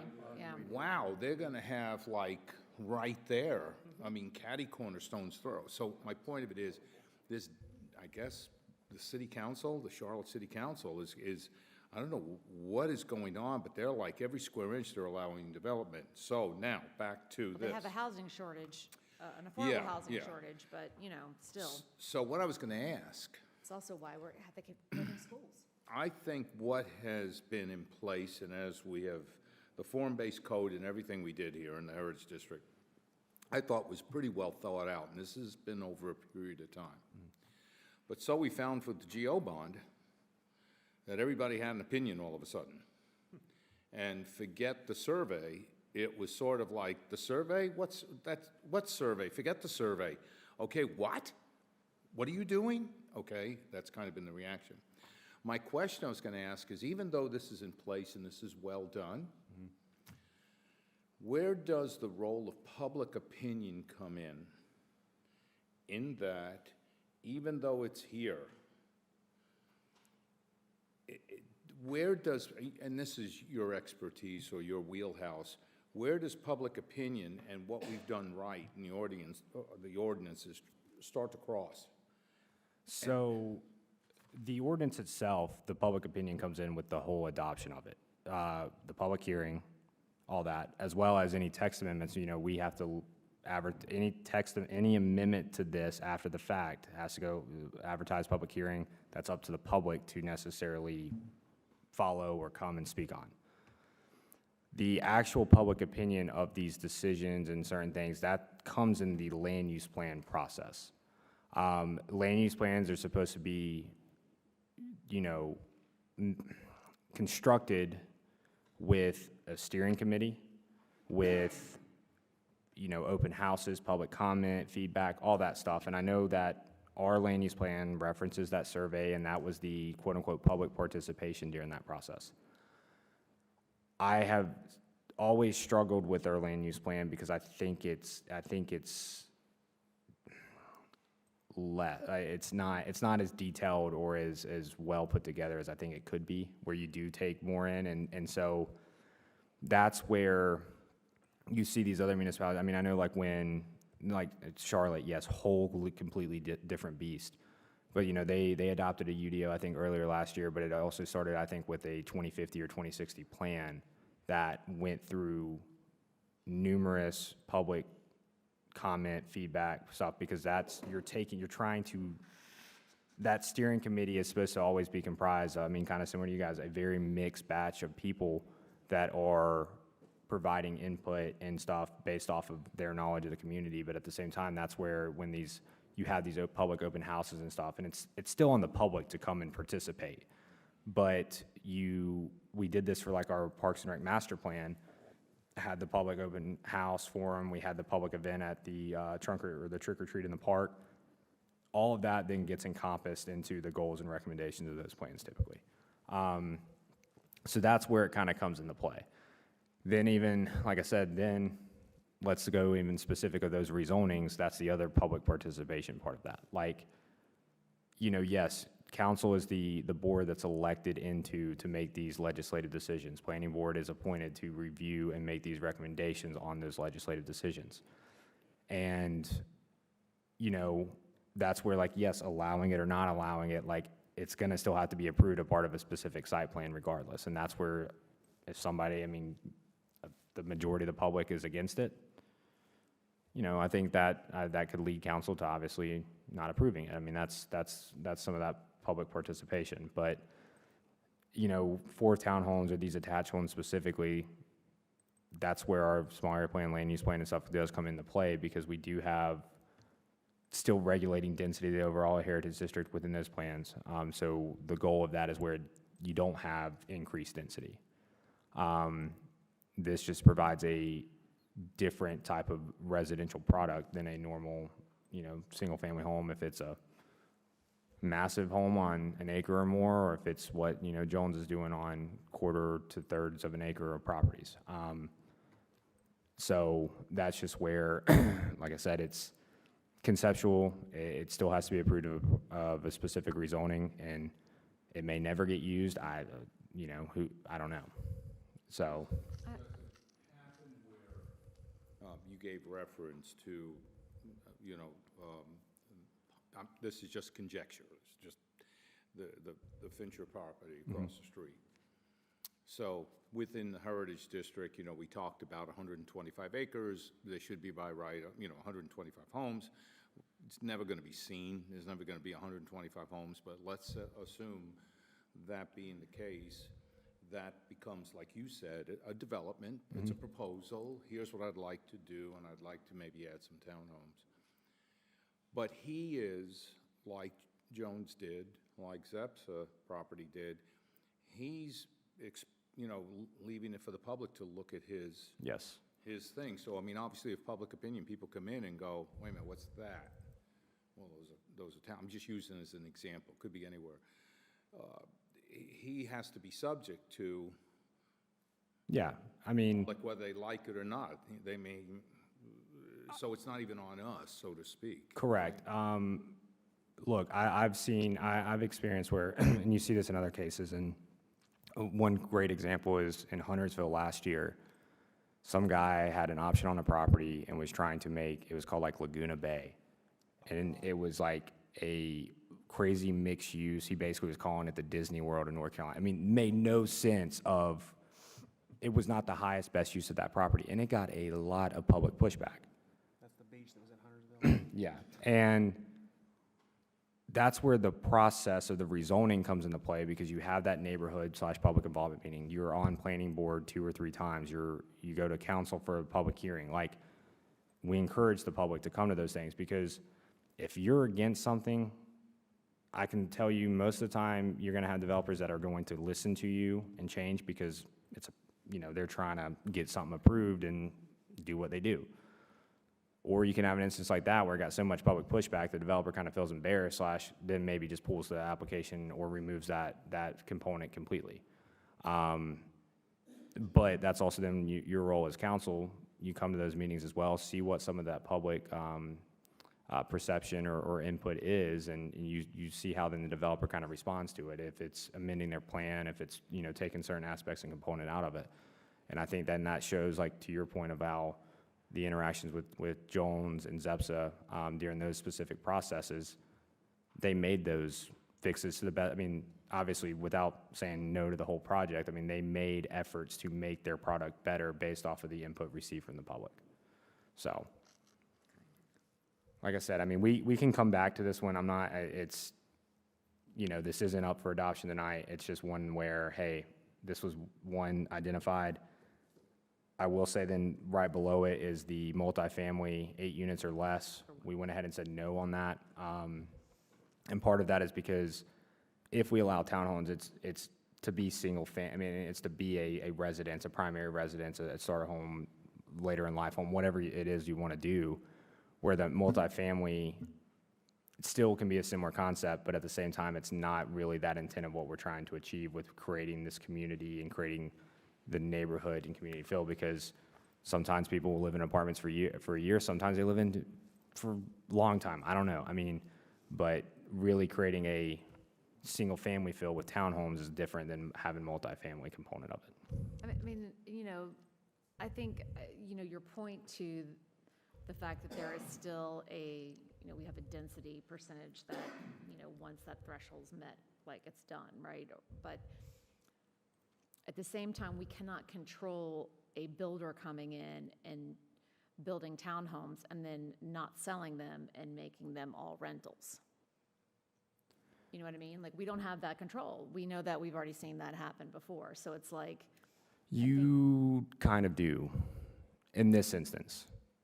I know of another neighborhood that's I been. mean, we'd have to be on it and say, and write in the zoning, the approval that you may not rent you know what I mean? Like, and could we? So would most Rick say, neighborhoods "No, you can't do that"? typically have in their covenants is a certain amount of percentages that can be rented.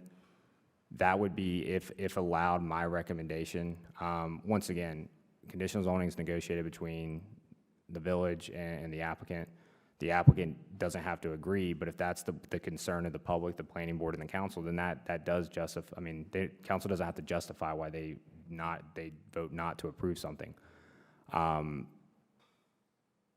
that could be a reason that sways their vote if the intent of the townhomes is like, yeah, we're okay with it, but we don't want it to turn into a full rental type community.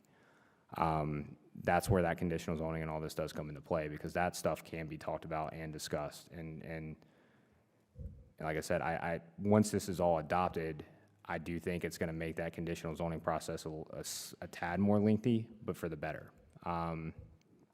Because this stuff needs to be discussed and figured out, and not pushed rushed through to an extent.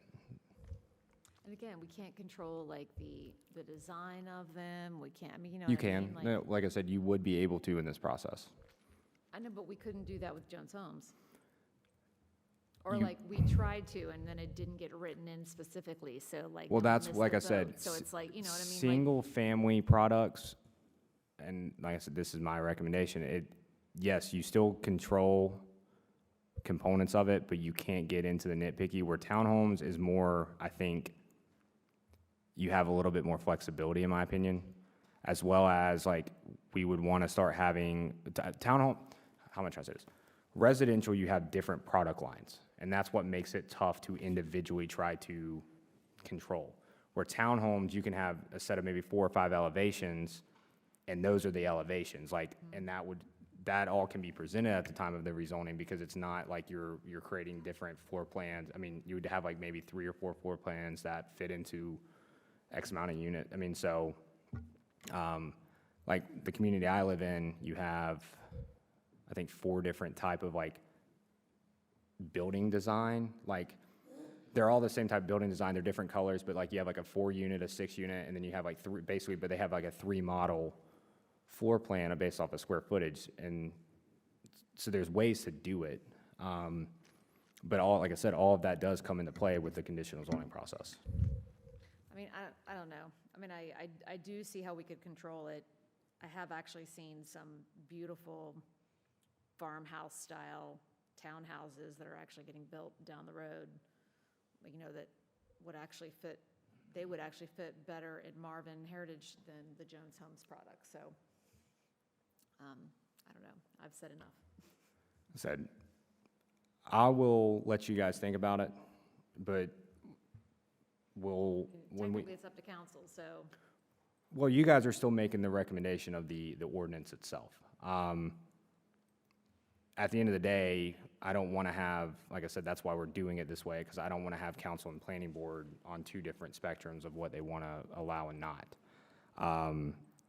But like I said, we don't need to spend, you know, the rest of it. We'll just think about it, and when we go through this, you know, the final proposed draft, I'll make sure to come back to this, and either I'll have it blank or I'll have it listed, and you guys can kind of direct me on if you want that or not.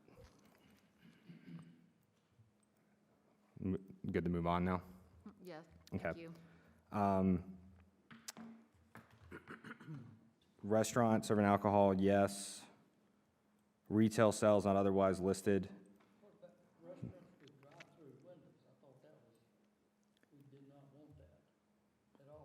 See, that says with accessory use, so basically like it would, we're already taking that out. So I have a note that says basically like restaurant, I mean, it's just, basically it just needs a restaurant, it would just be the generic term. Once again, the drive-through window part is for other districts. So we would just take that out of the Heritage District, because we're already not allowing drive-through as an accessory use anyway. Retail sales not otherwise listed, we left blank once again.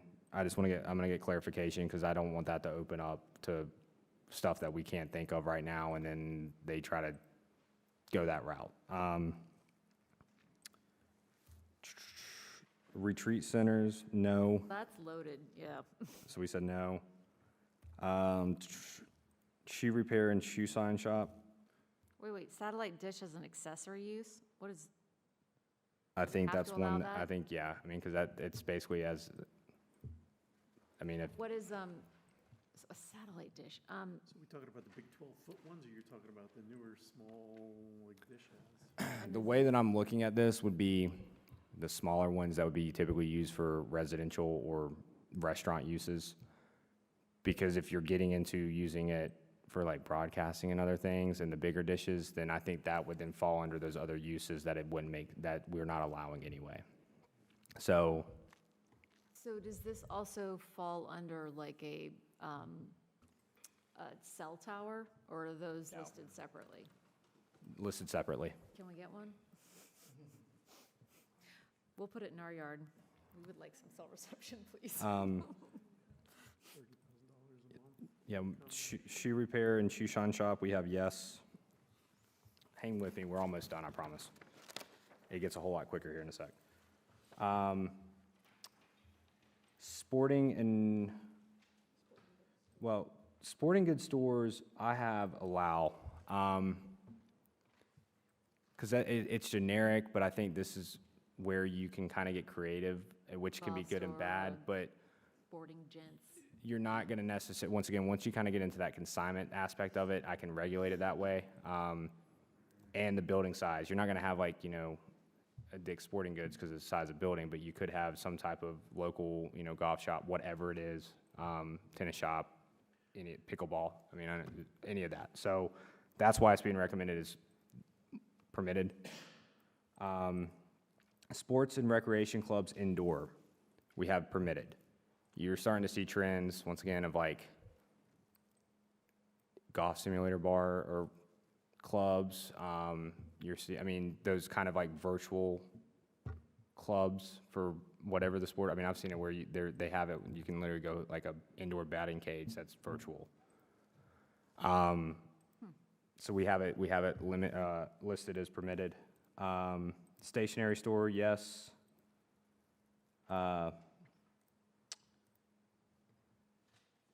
Television, radio, or electronic sales and repair. To answer your question on cell phone repair and stuff, this is probably what this would fall under. I believe council did not want to go this route.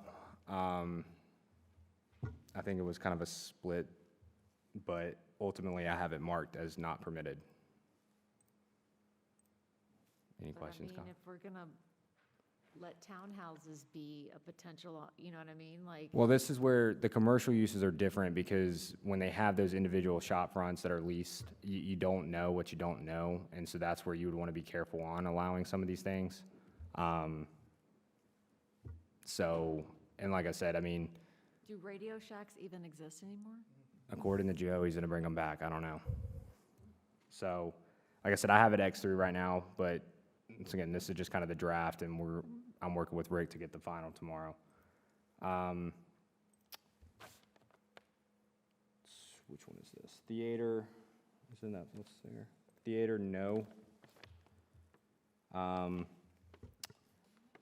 Jumping down to vocational, business, or secretarial school, no. Video, media, rental, and sales. I don't know if you guys want to try to get a Blockbuster to, come back, but we said no. Please, please. Be kind, rewind. Wireless, no. Wedding and events venue, that's a duplicate. Once again, I'm getting clarification on that. Moving on to the light industrial. Bakery products, yes. Wait a second, what is it? Utility substation? What is that? It I would know what a pump station is, but what's a substation? and be how like a big power is that? substation. Yeah, there's additional standards there. Typically, those are what used to be classified as, in our current ordinance, I think, some facilities like class 1, 2, and 3. I can't remember off the top of my head, but you can look at those additional standards. It's utility equipment, so there's additional standards, like you want to allow it. You know, like electricity or like Yes, high like- wires and, Yeah, so what Duke Energy might put in there is they have larger substations and then they have smaller to service. yeah, like a certain router or areas. like a repeater kind of thing. Yeah. All right, so I'm on the next page, which is the light industrial uses. Bakery products, yes. Beverage products and bottling, I have additional standards. These are where, when it comes into quote-unquote light industrial, this is where there's like that fine line. Obviously, we're not trying to have any type of manufacturing type businesses, but on-site quote-unquote like bakery products and beverage products and bottling could fall under that, bottling store, or like the bakery, like if they're baking products and selling like wholesale, not when I say wholesale, but selling on site as well as potentially you can come and get a loaf of bread, whatever it is, like, Wouldn't that just be a bakery? I mean, like, for instance, Sass Cupcakes in Blakeney, right? So Caitlin has a storefront, but she also has a small, like, commercial kitchen in the back, and she ships all over the United States, right? So, but she's still considered a bakery. So if the primary purpose is just to bake goods and not actually sell them, or like, you don't have a storefront, like, why don't we just have the bakery? I mean, like, I don't know. This was one of those that I was like, I don't understand what that even means, so. I'll get Like- I'll get clarification on that one.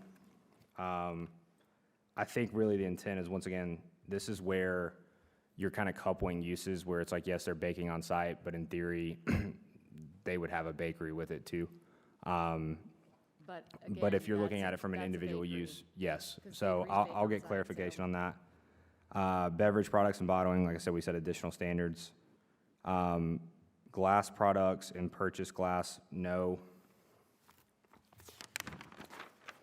And then finally, beer, and then this is on the last page, beer, wine, and distilled alcohol beverages, we have listed as a special use. Once again, because it is wholesale other, but it would be, in theory, if there was like a brewery pub, micro, whatever, I don't know. There's, once again, it's kind of that umbrella of their on-site wholesale sales at their facility. So, once again, special use, so we'll have those parameters in there. Any questions? I feel like for the most part, you guys and council are aligned on that vision, so that's good. Can I just, oh, sorry, go ahead, Bill. I got a question. So earlier, you were responding to Bob, and you were going over everything with regards to different hot button issues. And your comments that those hot button issues, if the residents did not show up physically here to voice their opinion, really didn't mean much to the community as a whole. So really, that is the barometer of whether or not they were concerned. Is that correct? I'm sorry, I'm kind of, there were, They didn't, if the residents had issue with a lot of these, you know, yeah, I mean, Zoning. in short, the intent would be in these proposed developments, like I said, when the developer has their public involvement meeting and goes through the rezoning process, like, the goal of this is where they have it figured down to, I mean, a pretty exact T. Yes, there's certain uses that are not gonna be quote-unquote anchor tenants or they're gonna be leasable space. But some of the, yes, the hot topic ones they need to come here and are speak. typically probably gonna be part of the overall vision, and that's where you can kind of filter some of that out. Public comments. Yeah, I mean, during the public hearing and during that, like I said, all because trust me, I know that the public, like, one thing that staff's working on, especially for the greater part of this UDO, I mean, for when we get to the public hearing, is like an FAQ, because the previous vision, concept, whatever, is like, hey, if we just don't allow this thing, we never have to worry about it. And that's not how it works. And so, yes, we put everything and anything in here.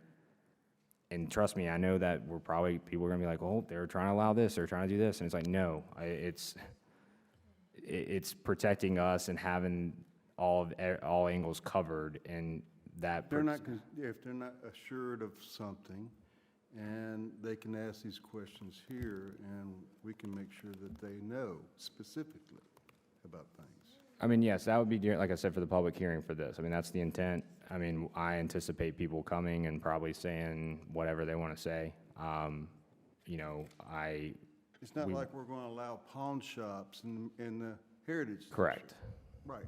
So, and like I said, and that's why we had that joint meeting, because there's certain uses that I want to make sure planning board and council knew that, hey, legally, we can't deny it. You make it hard as heck to get.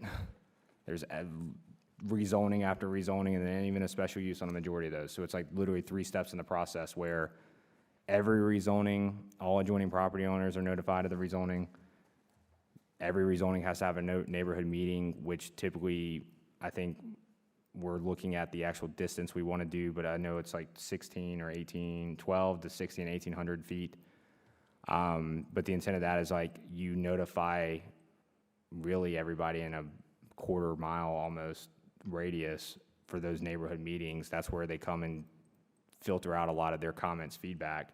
not really at the public hearing when it's like about to be considered. Like, yes, if those changes aren't made or stuff are taken into consideration, for real, yeah, come to the public hearing, but don't wait till the public hearing to do that. Do it during the initial neighborhood meetings, come to, you know, maybe some of the planning board and do comments. I mean, we had plenty of that with ZEPSA, for example, with like the sidewalk connection, the screening, and ZEPSA took all of that feedback into their rezoning. And yes, maybe it's not exactly what those residents wanted, but it was at least some type of compromise because they were being heard. Can I ask one more question that's just kind of like a group of things? So when I think about what could potentially go into some of these areas and what people would actually want to utilize and want. So, you know, like someone's going to want a yoga studio or, you know, whatever it is, a pottery studio, a yarn shop, you know, like those. So, but a hobby shop is a yarn shop, but yarn shops can be really cute and lovely and they're boutique-y, you know. So how do we make sure those are also in here? Because like some of the categories, like so for a yoga studio or like a Pilates studio, like I don't even know where that would be. I've looked up, I've done a search Fitness. find like for athletic, I've done a search find for studio, but like none of it comes up. So where do those things go? Once again, it's interpretation. I would interpret those as fitness studios, which is identified in the use chart. So it's called physical fitness Yes. center or health club. So those seem big, but, okay. But like, what about like a, you know, a pottery studio or like a place for like people to go and take classes on, you know, whatever. Or Build-A-Bear. God, no. Is that, they still exist? So, like I said, some of those can then be considered in like art gallery. I mean, even though it's Talking not about just Build-A-Bear. gallery, but I mean, like, it's very hard to think of every single situation. That's why some of those are listed as like not other classified and stuff. My recommendation, like in short, we approve a rezoning. That's not a permitted use.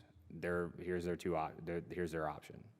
They would first do a text amendment to allow it as a permitted use, but then also have to come back and amend their conditional zoning to also allow that newly permitted use as a permitted use for their development. Because once, you know, conditional zoning is approved, it's kind of not necessarily quote unquote locked in time, but like, let's say permitted uses change, like for example, ZEPSA, like they're gonna probably have to come back and amend their conditional rezoning for some of these because it was limited on their other one. But that's where like amending a conditional rezoning is the same as a rezoning process. It's the same procedure. They hit public hearing, all that stuff. I'm just wondering, like, do we add certain things to this, though, instead of making, like, that we know that we would, you know, that people would be interested in? I would Instead of, like, you know, and maybe you call it, like, not really adult education classes, but I don't know, like, I don't know what kind of, like, My recommendation would be, if you can type some of these up, what you're thinking, and send them to me. I can then kind of go through this and see if there is something that it would fit under, and if not, try to then, like I said, go ahead and incorporate this in as part of, you know, the final draft for next month. like Mommy and Me classes, you know what I mean? Like, Are you more concerned, well, because then that gets into dance studio and we're trying No. to restrict the amount of people that are going into the. it doesn't, into because the Mommy and Me, Heritage like, you District. actually take the children in, like, it's not like a bunch of people, it's not like a bunch of parents waiting outside for their kids to come out. It's actually like, and it's during the day when other kids are in school and, Okay, you know what I mean? I get that, but for instance, let's take a look at Marvin Gardens. They're building up potentially more out parcels. Who's to say somebody says, I want to put a Pilates studio in there? I mean, you've got the parking for it. It's got the ability for transportation. You don't have to worry about. So are we trying to restrict it between the Heritage District and these larger ones? I mean, straight up, that's straight up Sometimes, commercial. yes. I mean, that's where, then if you look at some, like where it's allowed in like the mixed use and NC commercial, like, because some of these uses are catered to more high traffic areas. Yes, Newtown and Waxhaw Marvin and Marvin School Road are probably some very highly traveled roads. I mean, they're ADT counts are up there. And that's why this, this district's success relies on that, kind of traffic, but as well as the households around it and the foot traffic that they can, generate from that. But other uses are meant for main highway type mixed use or commercial only type like a Marvin Gardens. Because that's where like the intent of this district is to kind of be more of a localized community feel oriented with specialty shops and not necessarily like that's why dance studio was not like if somebody wants to do a dance studio in Marvin, try to lease maybe over at Marvin Gardens. Like it's not, I don't see where the market would be any different to an extent to your clientele. You might want to put something in there about education, because like tutoring, any of the mathnasiums, the tutoring places, Code Ninjas, like all of those have the same, it's the same setup as the dance studio.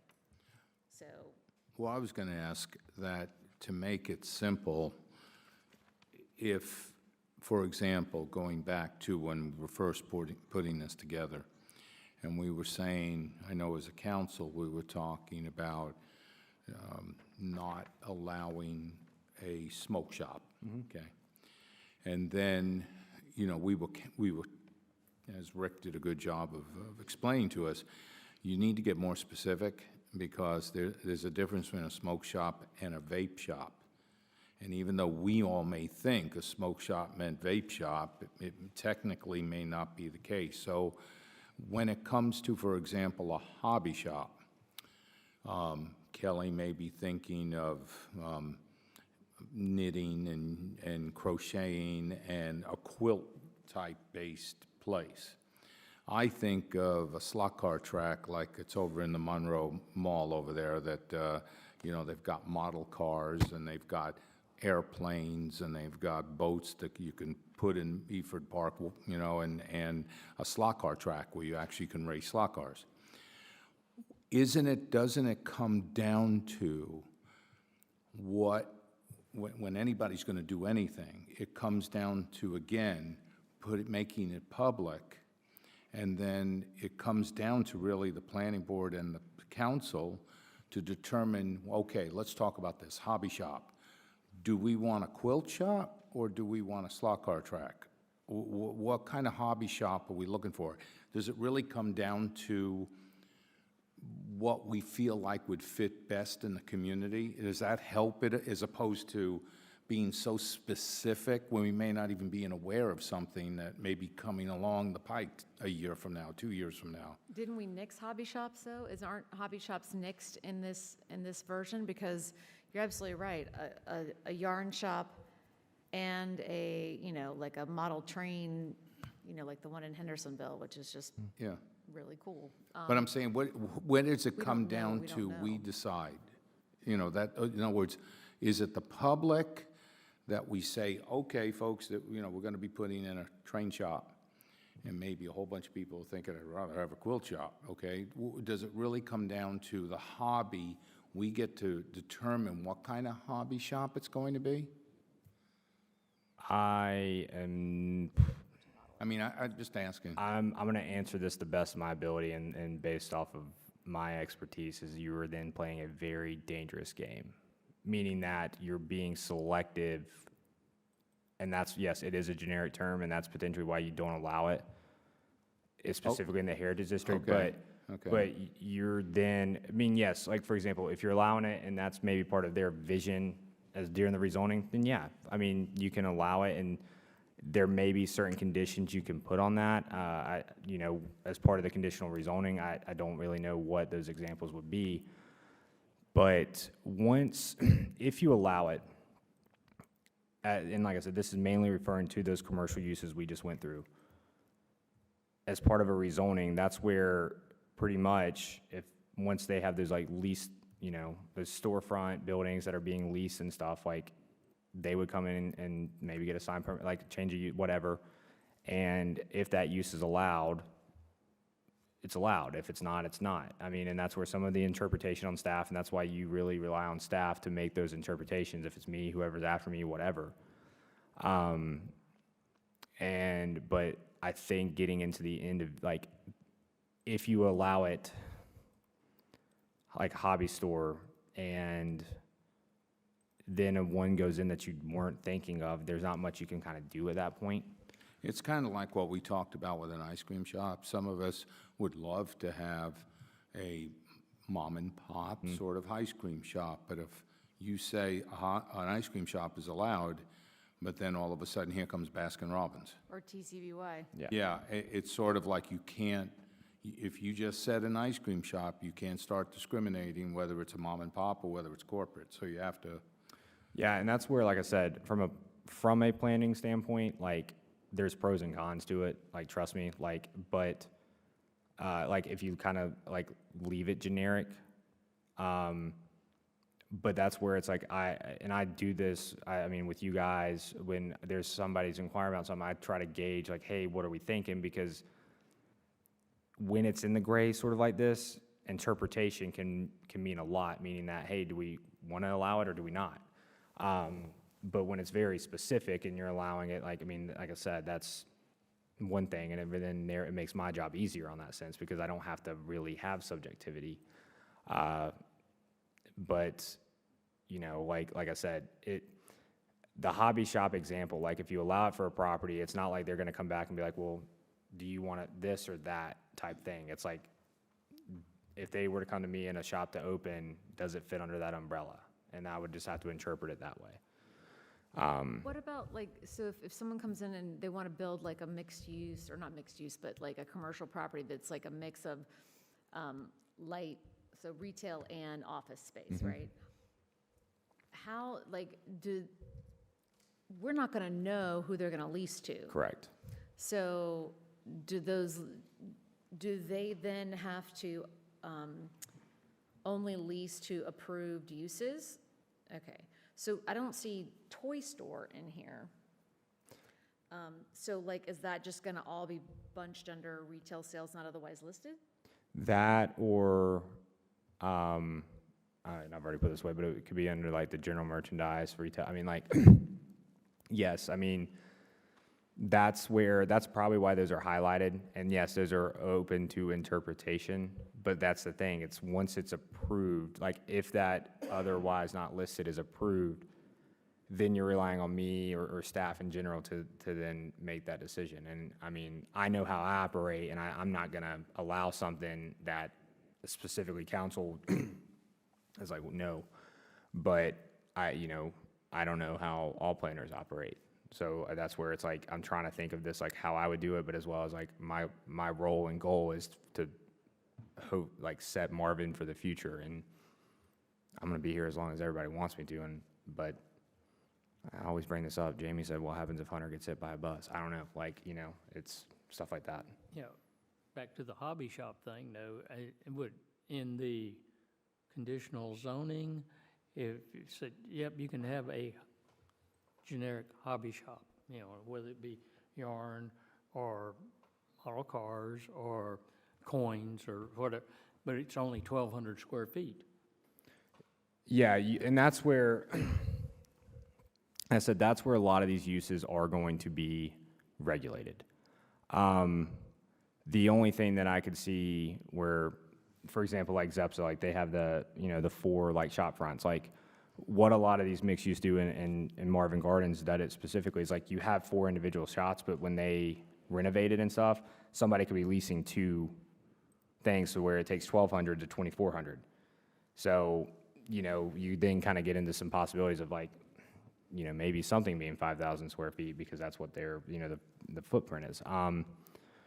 So it's hard because that's where some of the market kind of determines that and how they want to lease. But that's where, like, I think definitely moving forward, once this thing's adopted, these are, questions for the planning board to ask applicants and developers. This is where we went through this tonight, and as you guys get more and more familiar with it, there's certain uses that you are automatically going to want to take away from developers.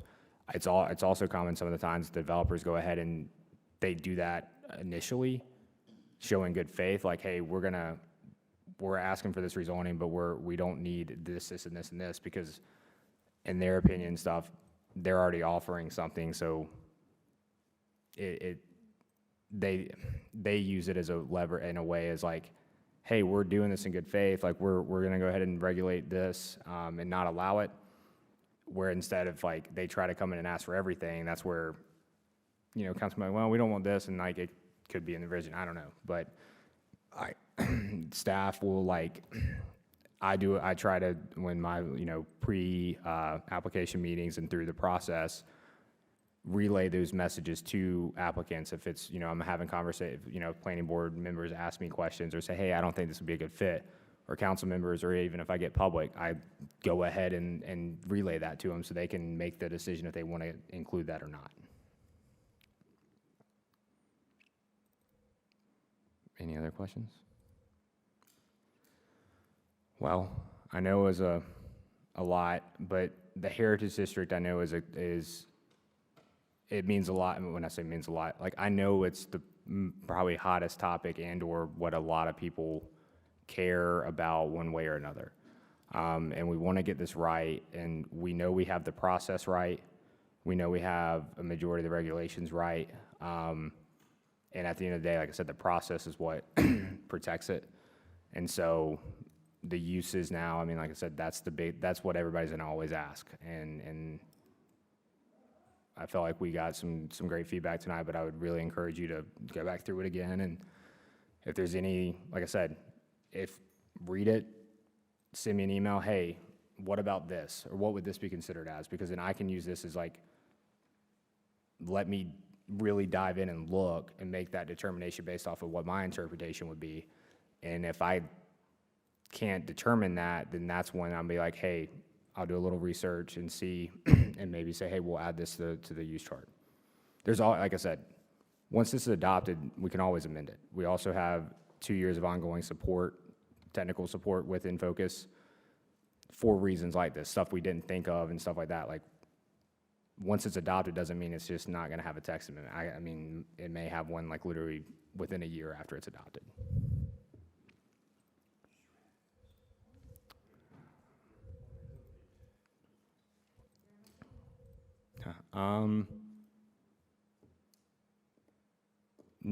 Not really. I mean, ultimately, I mean, Heritage at Marvin, obviously, construction plans and all that was approved, or, you know, approved by the council. They're still in final review. Sage at Marvin was finally approved by our engineer. They are in the process of obtaining outside agency approval, so I would think they would maybe break ground sometime this spring. Broadmoor's full swing, and I am waiting on the ZEPSA construction documents. And I believe probably have those and those architectural stuff, I'd probably say within the next 2-3 months. Other than that, I will say once the studio is adopted, I am anticipating 1 to 3 rezonings. So we will be busy, and we'll really get to kind of put all this to the test. But we'll have less other items to deal with because Yes, there'll be administrative decisions. correct. Yeah, they tear the fence down, and What is going on with that property? Like, why is there a for sale sign on it? No, sorry, the one on the corner of Joker and Marvin. That's, yeah, that's where the Sage is at. no, I know, but like, there's like a for sale sign for like the full acreage. There is? Yeah. If it's for the full acre, I mean, There's been some confusing signage on there, because I was like, did If did it- they well- back out of it? Like, I didn't, and it's possible. We have their bond and all that stuff, so if they sell it to another developer, once again, the developer, it'd be similar to like Belgrove, like there's already development plans approved. Same thing with Broadmoor. They would, you know, follow those approved plans, and any amendments to those plans would have to go through review, but the final plat's been recorded, so the lots are available. However,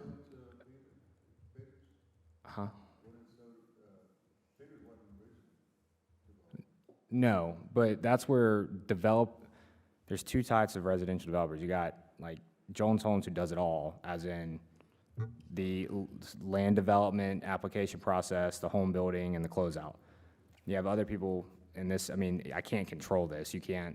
You have other people who invest in property, get plans approved, and then sell it to a developer to actually do the development or build or they'll do the development and then sell the individual lots. Broadmoor, or not, Winmore is a prime example of that. The original developer came in, did the actual roads, infrastructure and stuff, and then sold the individual lots to, was it KB Home, or, yeah, somebody, yeah. So, so no, that's news to me, that the total development's for sale, but I'll follow up with. Don't take my word for it, but I just,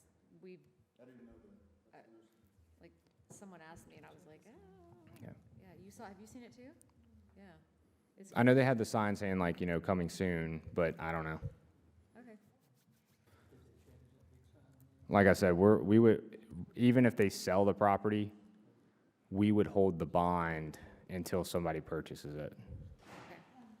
All right. Because, yeah, Action items, do we need to send you lists?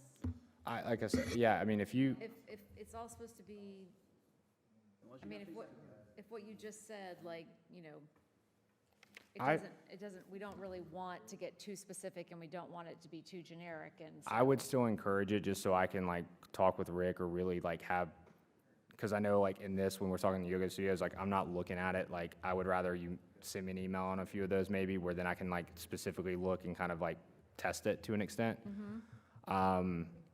So yeah, I would still recommend you guys reviewing, like I said, reviewing everything over the next month, because final draft and moving forward, I want to make sure everybody's good, everybody's questions are answered, all that stuff. And the more information I can have prior to that April meeting, I can go ahead and prepare Rick to either answer those questions or go ahead and make sure some of those changes are made for that final draft. Because during that April meeting, it's not like we're going to go page by page type thing. I mean, that's what the individual meetings leading up to this was. My intent would be for Rick to go through anything that significantly has changed maybe. For example, like Keith has reviewed Article 11, and his initial comments were incorporated into the draft you guys saw. There's a few more that he commented back on, so there might be some substantive changes there that I'll make sure Rick goes through. But for the most part, it's not like we're going to be going like article by article, line by line. Like I'll have Rick probably go through each article and say, hey, any questions on this article, this, and this. But unless you guys, don't have questions, he's going to keep moving on. So that's why, like I said, I encourage you guys to just do one big final review. Feel free to send me questions, and if not, just at least have them written down for the April meeting. I will mention the last thing. For April, I do want to potentially plan, just in case, a recess meeting on the 23rd. If that's, because the reason being, since Rick wasn't here tonight and we're presenting the zoning map and some of those like final drafts, if there's any significant stuff that we need to fix, that again, we can recess, come back with the final copy, because like I said, the final copy needs to be the final copy. There shouldn't be any changes after you guys make your recommendation and council adopts it. 23rd of April. Wait, when's our meeting's on the 16th, and so you're saying recess If needed. is needed on the 23rd, okay. You getting that?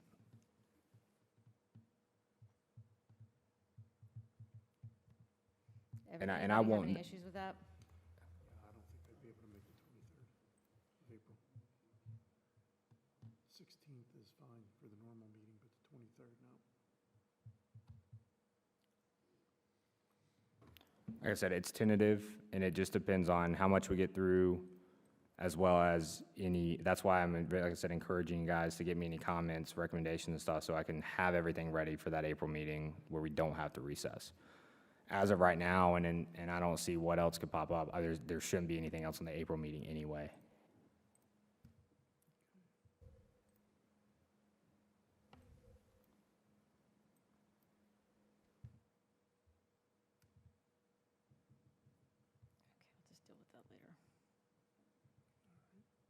board comments? Bob, since you're usually last, we'll have you be first. At 4 o'clock, out of town that day, but we'll see. It could be canceled. Did you have any comments, just as the meeting wraps? No. Okay, cool. Marcus? Staff, thank you very much for all your work. I know there's a lot of things that go on in the background, and on the surface here, like ducks as smooth as can be, but I know there's a lot, so thank you very much. Appreciate it. And good to be working with you all for another, how many years? We get another 3? Woo-hoo! Unless we get hit by a bus God forbid, but yep. or a cyclist. And I didn't mean to nominate you after he did, but I thought he nominated himself. Glutton. You'd wish. I thought I got my nomination in for you either way. I appreciate it, but, you know, I didn't even think twice about it, so, yeah. Good to have you guys back in charge and good to be back on. And thank the staff. You guys are doing a wonderful job. And that's all I got. John? Okay. All right, Michael Vell, would you like to make a motion to adjourn? Sure. Because Move to you're ready to adjourn. go. We all are. Yeah. Yeah. Move to adjourn. Second. All in favor? All right, so moved. Thank you, everybody. This was a late one for us.